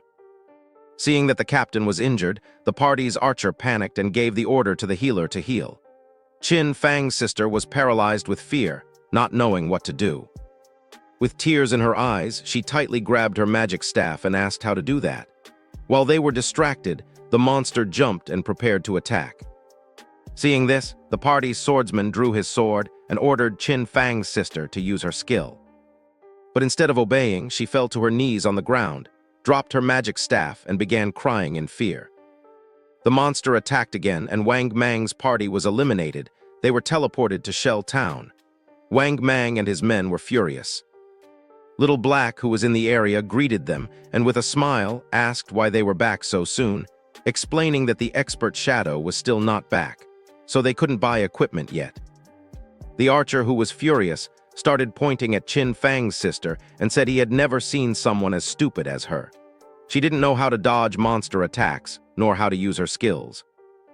Zio began to cry, not knowing what to do. Little Black stood in front of her and, with a confused expression, asked the archer why he was so fierce, explaining that she was a beginner and it was her first time playing the game. So it was normal to die once. With eyes full of rage, the archer asked Little Black to move away since he was going to scold her to death. The swordsman explained to Little Black that they had not died just once. They had died 3 times in less than an hour. Upon hearing this, Little Black's eyes widened in surprise. With a smile, she began to show the necklace that Qin Fang had given her. She decided to go with them, revealing that she had just received 2 good things from the expert. She was very powerful now and believed they were not going to die once she was there. Wang Mang stepped forward and gave the order for everyone to stop arguing. For him, Little Black's suggestion was not bad, since with her joining them this time, things should go well. Maybe when they came back, they would be able to meet Shadow. Although deep down Zio was furious, she pretended to be grateful, apologized, and promised to work hard. She could not believe that they themselves could not do the job and still dared to blame her. If it weren't for the connections they had with Shadow, she wouldn't bother with any of them. She was very angry. At the same time, our boy entered a room and something caught his attention. 2 monsters knelt before him, and the system identified them as devout followers of the ancient god called the Judged. They were level 10 monsters and silver tier. Qin Fang's eyes began to shine with suspicion. Without wasting another second, with a determined expression, he attacked the monsters using instant shadow slash. Our boy became invisible, and when he turned around, he saw that he hadn't taken much health from them. Even after breaking his stealth and backstabbing them, they had only lost a small portion of their health. For him, this was to be expected. They were level 10 silver bosses, and the health of these 2 devout followers together was already greater than that of the gold-tier Golden Ghost ship. Just then, something caught our boy's attention, making him turn curiously. The monsters knelt before him again. He was somewhat confused, since the monsters were kneeling once more in his direction. It was strange because he was still in stealth. He didn't know if they had sensed the eye of judgment on him, nor if this was the reason why they weren't attacking him. Qin Fang questioned whether they knew the way and asked them to guide him. The monsters raised their heads and began to roar. Qin Fang realized that they had been corrupted, decomposed, and had gone completely mad. They had turned into wild beasts that only knew how to steal lifespan from humans. At that moment, the eyes of the monsters began to shine. Not long after, they turned their backs on our boy and ran off. Right at the door of the room, there was a group of players. The monsters sensed their presence and began to charge at them. The players realized that these bosses were silver tier. They could not face even one, so they decided to flee from this place. Just before they could do so, the monsters attacked, and toxic mist began to melt their bodies. Their bodies disappeared, dropping lifespan orbs. They were the team of the girl who had bought Ice Spike from our boy, named Grey Rose. He never thought that they would also find this ruin. Judging by the current players' equipment levels, Qin Fang came to the conclusion that no one was equipped to go deep yet. Our boy deactivated stealth and decided to pick up the lifespan. The monsters knelt before him again. These guys had lost more than 100 days of tradable lifespan, and our boy didn't expect them to be rich. Our boy returned to the room and started searching. Several minutes passed, and after searching around, he hadn't found anything. There were no traps or treasures, so he came to the conclusion that there were only 2 silver mini-bosses. His eyes began to shine with rage, and he decided to forget it. Without hesitating for a second, he attacked using the poison darts, which embedded themselves in the heads of the monsters. As a reward for having killed 2 silver-tier bosses, he obtained 4,000 experience points and ascended to level 9, obtaining 4 evolution points and 188 days of tradable lifespan. Qin Fang used Greedy Hand, and the bodies of the monsters began to disappear. He felt happy, since the epic-tier Greedy Hand was absolutely insane. He got 32 evolution points, 1,504 days of tradable lifespan, 4 gold-tier items, and 10 silver-tier items. He extended his hand, making a pendant appear. He was happy because he had obtained a gold-tier item for assassins. It was the Pendant of the Faithful, an assassin-class accessory. It was going to grant 15 agility points and 20% cooldown reduction, with the unique effect of summoning a silver-tier devout follower to fight for you, with a cooldown of 6,000 seconds. Qin Fang clenched his fist. This necklace had good stats. The 20% cooldown reduction was going to lower the cooldown of his stealth skill from 22 seconds to 19. The cooldown of poison darts dropped from 4.35 seconds to 3.75 seconds. That of instant shadow slash went from 10 seconds to 8. Grinding had become much more efficient, since all his other gear required being above level 8.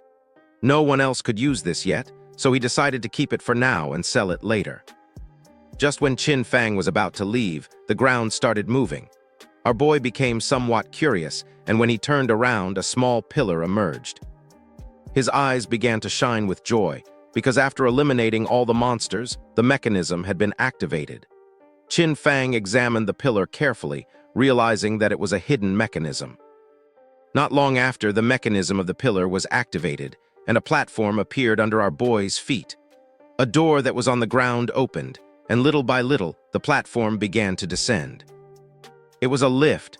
Once the platform had descended several meters, the door began to close. Several minutes later, it stopped. Qin Fang felt as if he had descended 300 or 400 meters. This place was dark and seemed gloomy. Qin Fang's attention was fixed on it. Thanks to his knowledge, he realized that this was the maze hidden beneath the temple. He knew there was a certain chance that a hidden maze would appear in the ruins. He had explored many of them in his previous life, so he knew there were countless traps in the maze. But as long as there were people acting as cannon fodder, there was no danger in exploring them, only that it would take a lot of time. With a confident gaze, he took out the pendant. With his current attributes, if he activated any trap, he would die. But luckily, he had this thing, which allowed him to summon a silver-tier devout follower to fight for him. He extended his hand and used the power of the pendant to summon a devout follower, making a zombie appear on the ground. Pointing toward the hallway of the maze, our boy gave it the order to go scout. The devout follower stood up and began walking toward the hallway.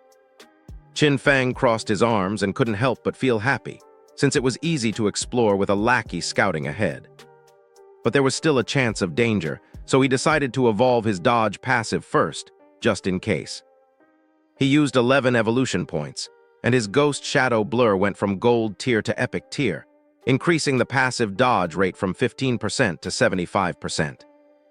Now, dodge activation was going to grant immunity to all damage. A 75% dodge rate was already very high. He had just enough remaining points to evolve instant shadow slash to epic tier. Using 13 evolution points, Qin Fang evolved his instant shadow slash from diamond tier to epic. The range increased up to 30 meters and the duration up to 12 seconds. Now he could perform 9 slashes instead of 7, with a cooldown time of 8.8 seconds. The width of the slashes increased up to 5 meters, and the damage increased from 300 points to 400. Qin Fang's eyes began to shine, since to evolve from epic to legendary required 10 times the evolution points. The higher the starting tier of an item, the more profitable it was to evolve it. For example, if a skill was of epic tier at the beginning, evolution to legendary tier was the first evolution, so it only required the base evolution point of 1.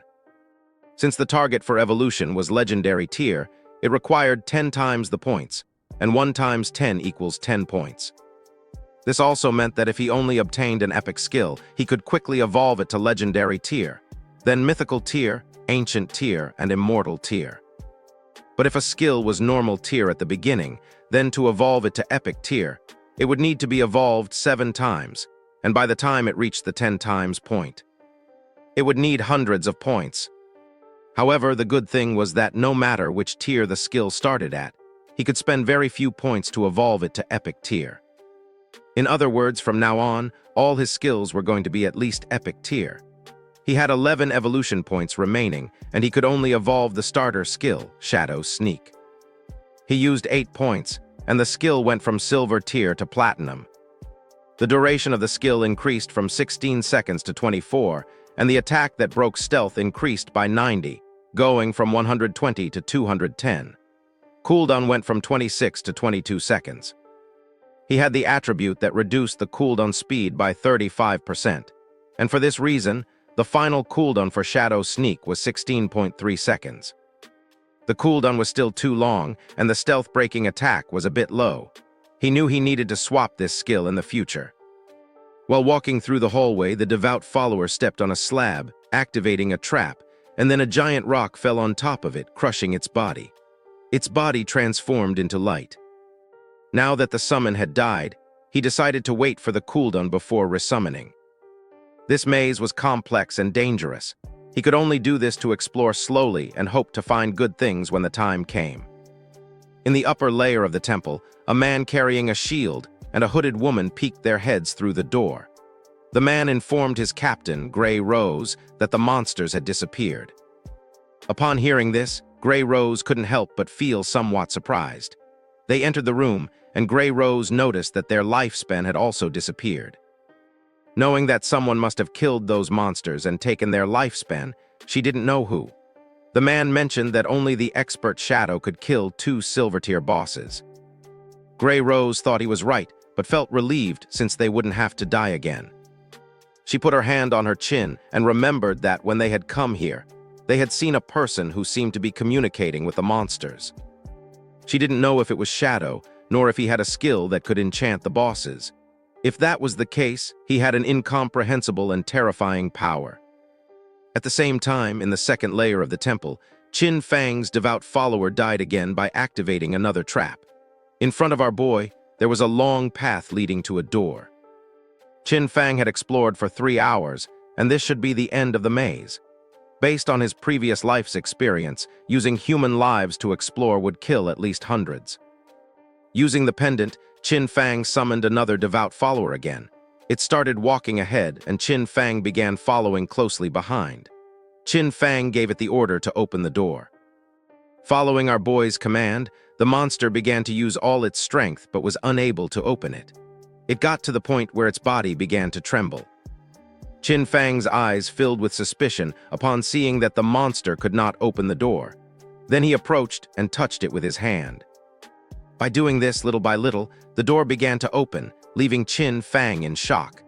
A wave and a curtain of smoke began to emerge from the other side of the door. Our boy began to sweat, knowing that this was not good. On the other side of the door, there was a room full of pillars, and in the center, there was a chest covered with thorny vines. Qin Fang entered the room, and upon observing carefully, he noticed that the chest was full of thorns. It was locked, and next to it there was an NPC. The NPC was a woman who had the lower part of her face bandaged. The system tried to detect her stats, but was unable to. Qin Fang's eyes widened in surprise when he saw that there was no information about her. It was the first time he had met such a mysterious NPC.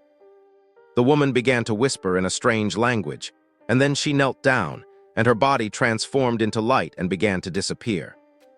Qin Fang started to observe her closely, not knowing why she had disappeared. Then the thorns that were on the treasure chest also began to disappear. Qin Fang did not lower his guard, since even though he could not see the information of that mysterious woman, he knew that she must be related to the Eye of Judgment. The chest began to shine golden, and our boy noticed that it contained epic-tier items, but he knew he had to be careful since there was a chance he would encounter a mimic or a trap. Pointing at the chest, Qin Fang gave the order to his summon to go open it. Following the order, the monster opened the chest, and a bright light began to emerge from it. Qin Fang's eyes widened in surprise as he realized it was a skill book, a godly skill for assassins containing passive and active effects. The chest contained an epic-tier assassin-type skill book called The Stole of Mercy. It had a passive effect, 100% weak point hit correction, and the weak point damage multiplier was doubled. The chest also contained an active skill called Slit Throat. Shadow's next attack was going to inflict Slit Throat, causing 100% of that attack's damage per second for 3 seconds, with a cooldown time of 60 seconds. However, thanks to his skill, the cooldown dropped to 44.4 seconds. Qin Feng noticed that the passive ability doubled the hitbox for the enemy's weak spots. But the most ridiculous part was the active skill, Slit Throat. If his next attack dealt 300 damage, the debuff would cause 300 damage per second for 3 seconds. The total damage would be 1,200 points, which is 3 times the original damage. Qin Feng began to read carefully. Skills like Instant Shadow Slash landed multiple hits, but Slit Throat only counted the first strike. Also, this skill was only of epic tier, so it only needed 10 evolution points to upgrade it to legendary. This loot had been a great harvest, since his burst damage had just increased several times. Qin Feng began to move toward the exit. Knowing that it was all thanks to Little Black, he decided that it was time to return and sell the leftovers to her party. Using the chat, he asked Little Black to tell Wang Meng to return to town since he had items to sell him. Upon knowing that Shadow had finished exploring the ruins, they decided to return now. Once Qin Feng arrived back at the starter town, his eyes widened in surprise. A crowd of players were waiting for his arrival. All wanted to add him as their friend. Some even offered to be his followers, promising to cheer him on. The chairman of the running group from the city of Zhanhai had come to formally invite Shadow to join their corporation. Qin Feng even had fans from Firefly Town who had come to greet him. Players from different towns had come to form teams with Qin Feng. Seeing this, he realized that the teleportation gates from other towns had started activating. Finally, he could go to Songfei's Firefly Town. Without wasting another second, Qin Feng disappeared without a trace, becoming a shadow. Using his invisibility skill, Qin Feng began to move away from the area, and the players started fighting among themselves, thinking that he had left because they kept bothering him. Qin Feng reached Little Black and caught her attention. Raising her hand, she informed her captain that the expert Shadow had arrived. Something caught Qin Feng's attention. It was none other than his sister, Qin Xiu. She began to show a kind smile. Many questions came to Qin Feng's mind. He didn't know how she had managed to get into Wang Meng's team. Knowing that Wang Meng's crew could be destroyed because of her, he knew he had to be careful, since everyone knew that Shadow existed now. He couldn't reveal his true identity. He still couldn't use his powers in real life. And with so many eyes on him, even a kitchen knife could kill him right now. Xiu couldn't help but blush as she could tell how powerful he was just by looking at him. Realizing that compared to him, Wang Meng's party was like trash, she thought that if he carried her, then she could reunite with Song Fei in a matter of days. Using the system, Qin Feng explained to the captain that this equipment was perfect for their party's classes. Moreover, the skill books could increase their combat power. Their boy set an initial price of 2,200 days of lifespan. For Wang Meng, this was very expensive, since they were all silver and gold tier. For now, they could not afford it. Qin Feng said that there was no problem, since they could pay him later.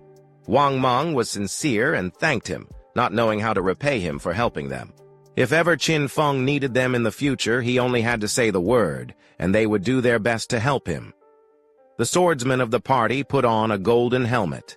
According to him, Shadow was awesome. He could not believe that he was getting gold-tier equipment so soon. Wang Meng also equipped the equipment, obtaining a gold-tier skill with which his DPS had tripled. He could not avoid crying, since Shadow even let them buy on credit. Realizing that he trusted them, Wang Meng began to inspect his inventory, but did not find anything for priests, leaving Xiu somewhat confused. The archer was furious, since she was lucky to leech XP from them. Xiu approached Qin Feng and introduced herself as the priest of Wang Meng's party and asked if he had any equipment for her. The system informed their boy that the player, Little Graceful, wanted to add him as a friend. Xiu's eyes widened in surprise. Qin Feng began to stare at her with a cold gaze and disappeared without a trace, leaving poor Xiu in shock. With a confused expression, she asked where Shadow had gone.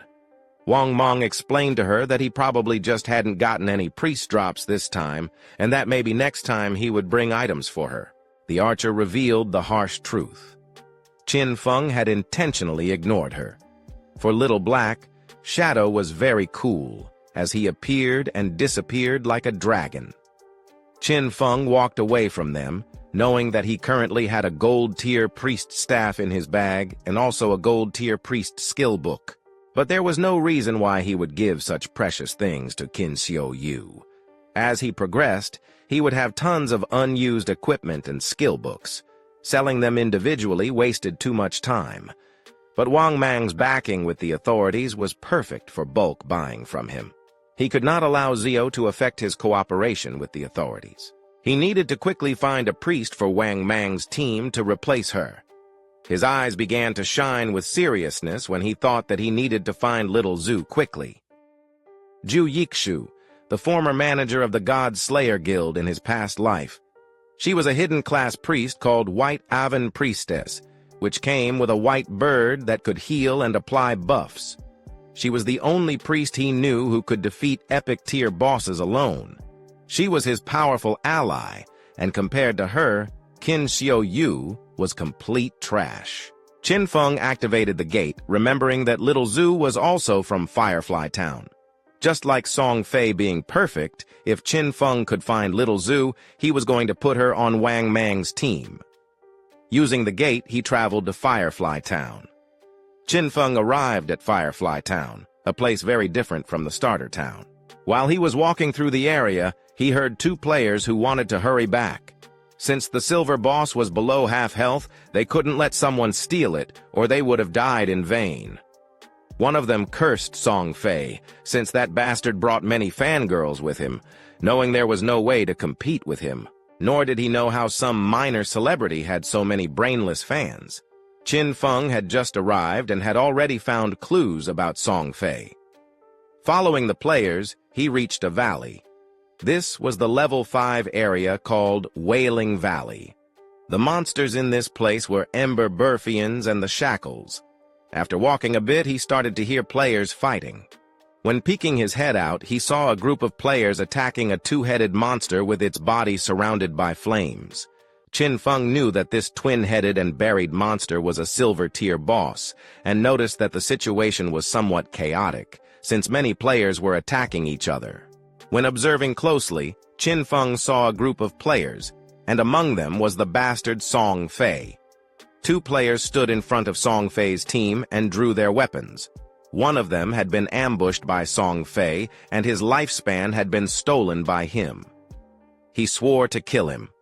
With a smile, the player carrying a shield asked if Song Fei thought that hiding behind his mage girls made him safe, revealing that he had the godly anti-aging skill. Just before he could take a step, one of Song Fei's mages crushed his head using a magic staff. Qin Feng remembered that Song Fei, with the title Heaven-Defying Mage God, had the mage class. In his past life, this bastard tricked a bunch of fans into choosing the mage class, only to take all their equipment and skills to strengthen himself quickly. But a team couldn't be made up of only mages, so his fangirls came up with a solution. Some put their attribute points into intelligence to become glass cannon mages. Some put their points into agility to become disruption mages.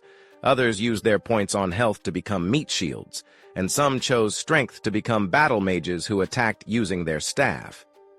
In the early stages, Song Fei's team was extremely dominant, stealing lifespan from players everywhere without anyone being able to stop them. And as expected, as the game went on, most of his fangirls died pretty quickly. Pointing at the boss with his finger, Song Fei made up a lie, saying that his fans were working so hard that now his heart hurt. He hoped the boss would die soon so everyone could rest, and also that the world would be full of love and free of violence. The twin-headed and buried monster began to advance toward Song Fei's group. One of Song Fei's fans explained that this was not hard for them, since the one who was trying the hardest was him. According to her, he worked so much that he shouldn't have to endure all this. She started pointing at the monster and decided to kill it so it wouldn't hurt their beloved Song Fei. Song Fei's fans began attacking the monster by casting spells. They were willing to defeat it so that Song Fei would become king, swearing to follow him no matter where he went. The monster opened its mouth and launched a burst of fire toward Song Fei, putting him on alert. But just before the burst of fire could get close, one of his fans stepped in the way, taking the attack fully. Song Fei took the girl's hand and began to show a sad gaze while the woman's body was disappearing. With tears in her eyes, she swore to do anything for him. The chubby girl tightly grabbed her magic staff and told the others to get angry, since if they killed this ugly monster, Brother Song Fei would be able to ascend to first place in the ranking he had to surpass Shadow. This made the others excited. Raising their weapons, they swore to conquer the world, dominate the heavens, and fight alongside Song Fei. They summoned several powerful spells, causing thunderbolts to strike the monster. Song Fei realized that it was going to die. Knowing that this silver-tier boss was hard to kill, he couldn't help but wonder how someone had been able to defeat a gold-tier boss alone. He was sure that Shadow had used a bug. Song Fei had many fans helping him and was only level 7. He didn't know how Shadow leveled up so fast. A smile spread across his face, since once he defeated this silver-tier boss, he was going to level up to 8. He knew that Shadow had been stuck at level 9 for a long time, so he decided to take the opportunity to surpass him and become the #1 player of the godforsaken game. Just then, a hand surrounded by Shadow grabbed Song Fei by the mouth. In the blink of an eye, Qin Feng decapitated Song Fei and, using instant Shadow Slash, cut his body into pieces. Blood began to emerge from the mouth of the bastard Song Fei. His fans went into shock, and just before they could take another breath, Qin Feng attacked again. Moving like thunder, he cut the bodies of the fans and the boss into pieces. A system window appeared, informing that the boss had been defeated and granting him 150 experience points. The boss fell to the ground, and its body began to transform into Lifespan. The players were in shock, since they couldn't believe that Shadow had killed the boss with a single strike. A single attack from Shadow did thousands of points of damage, while theirs only did 100 points of damage.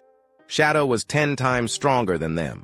The corpse of the boss transformed into orbs of Lifespan, and Qin Feng deactivated his stealth skill. The smartest players realized that it had been an AoE attack. They couldn't believe that a single attack had killed Song Fei and all his gang of fans. Upon observing closely, they saw Shadow and remembered that he was the one who had achieved the first global kill of the gold-tier boss. They decided to leave and let Shadow have the loot. They began to cheer for Shadow for having avenged them by killing Song Fei's gang. Qin Feng knew that they were only afraid of being attacked, and that's why they could only join forces to attack him. In his past life, he would not have hesitated to kill them. At the same time, Song Fei respawned again in Firefly Town. The system reported that he had been killed by Shadow, and he lost 1,106 days of tradable lifespan and 18 years and 113 days of non-tradable lifespan. Song Fei panicked and realized that Shadow had come to Firefly Town. He couldn't believe that out of the hundreds of starter towns in John High City, he had come to his to steal the kill.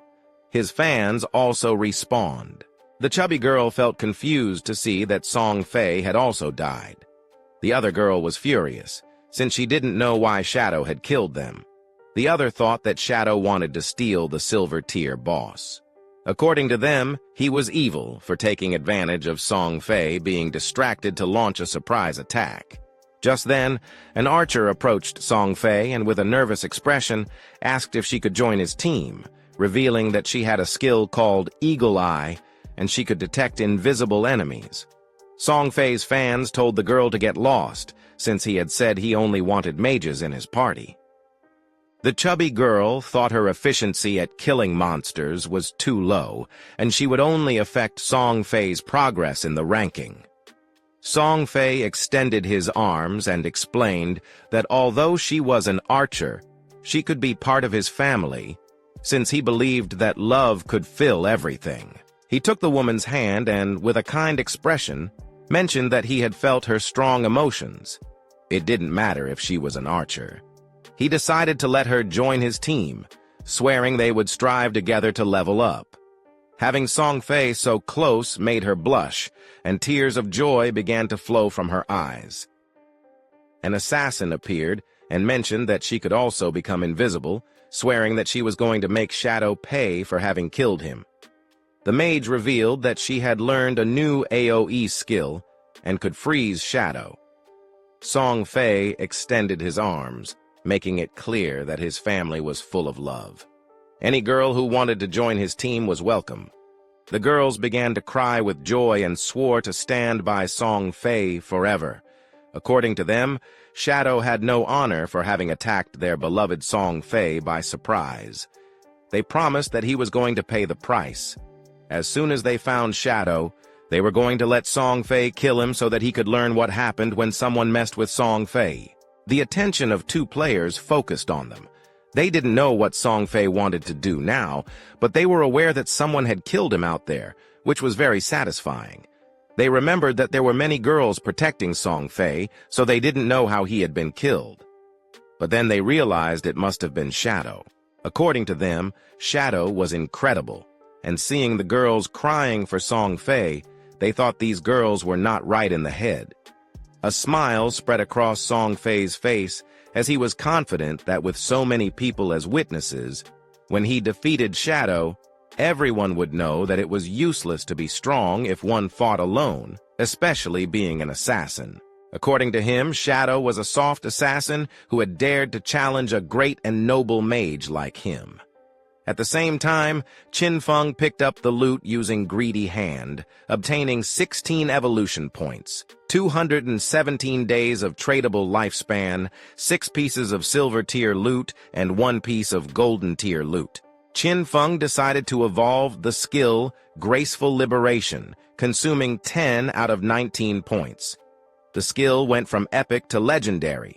The passive effect, Weak Point Attack Correction, went from 100% to 200%, and the weak point attack multiplier was doubled. The active effect also improved. The next attack was going to trigger the throat slit effect, causing 150% attack damage per second instead of 100%, with a duration of 3 seconds. The cooldown of the skill went from 30 seconds to 18.5 seconds. The weak point hit correction had increased by 100%, reaching 200%, which equaled doubling the target's weak point. If it was amplified even more, half of the enemy's body would be considered a weak point. He feared that even his Shadow Slash could deal weak point damage. The initial epic level skill with 0 evolution points could evolve to legendary. However, to evolve it from legendary to mythical, it required 100 times more evolution points. It needed 200 points to evolve from legendary to mythical. According to this pattern, the epic level Greedy Hand was going to require 210 evolution points to evolve, and when it reached legendary, evolving it was going to require 340 points. He had 9 evolution points left, so he decided to evolve Backstab Enhancement. Qin Feng spent 8 points, and the skill Backstab Enhancement went from gold to platinum, and the damage of the passive effect increased from 30% to 40%. A silver tier boss plus the group of players had given him a total of more than 1,400 days of tradable lifespan. His mission had been fulfilled, so he decided it was time to return. While Qin Feng was distracted, a girl tried to attack him by surprise. She intended to kill him. Shadow began to observe her in silence and dodged the attack without much effort.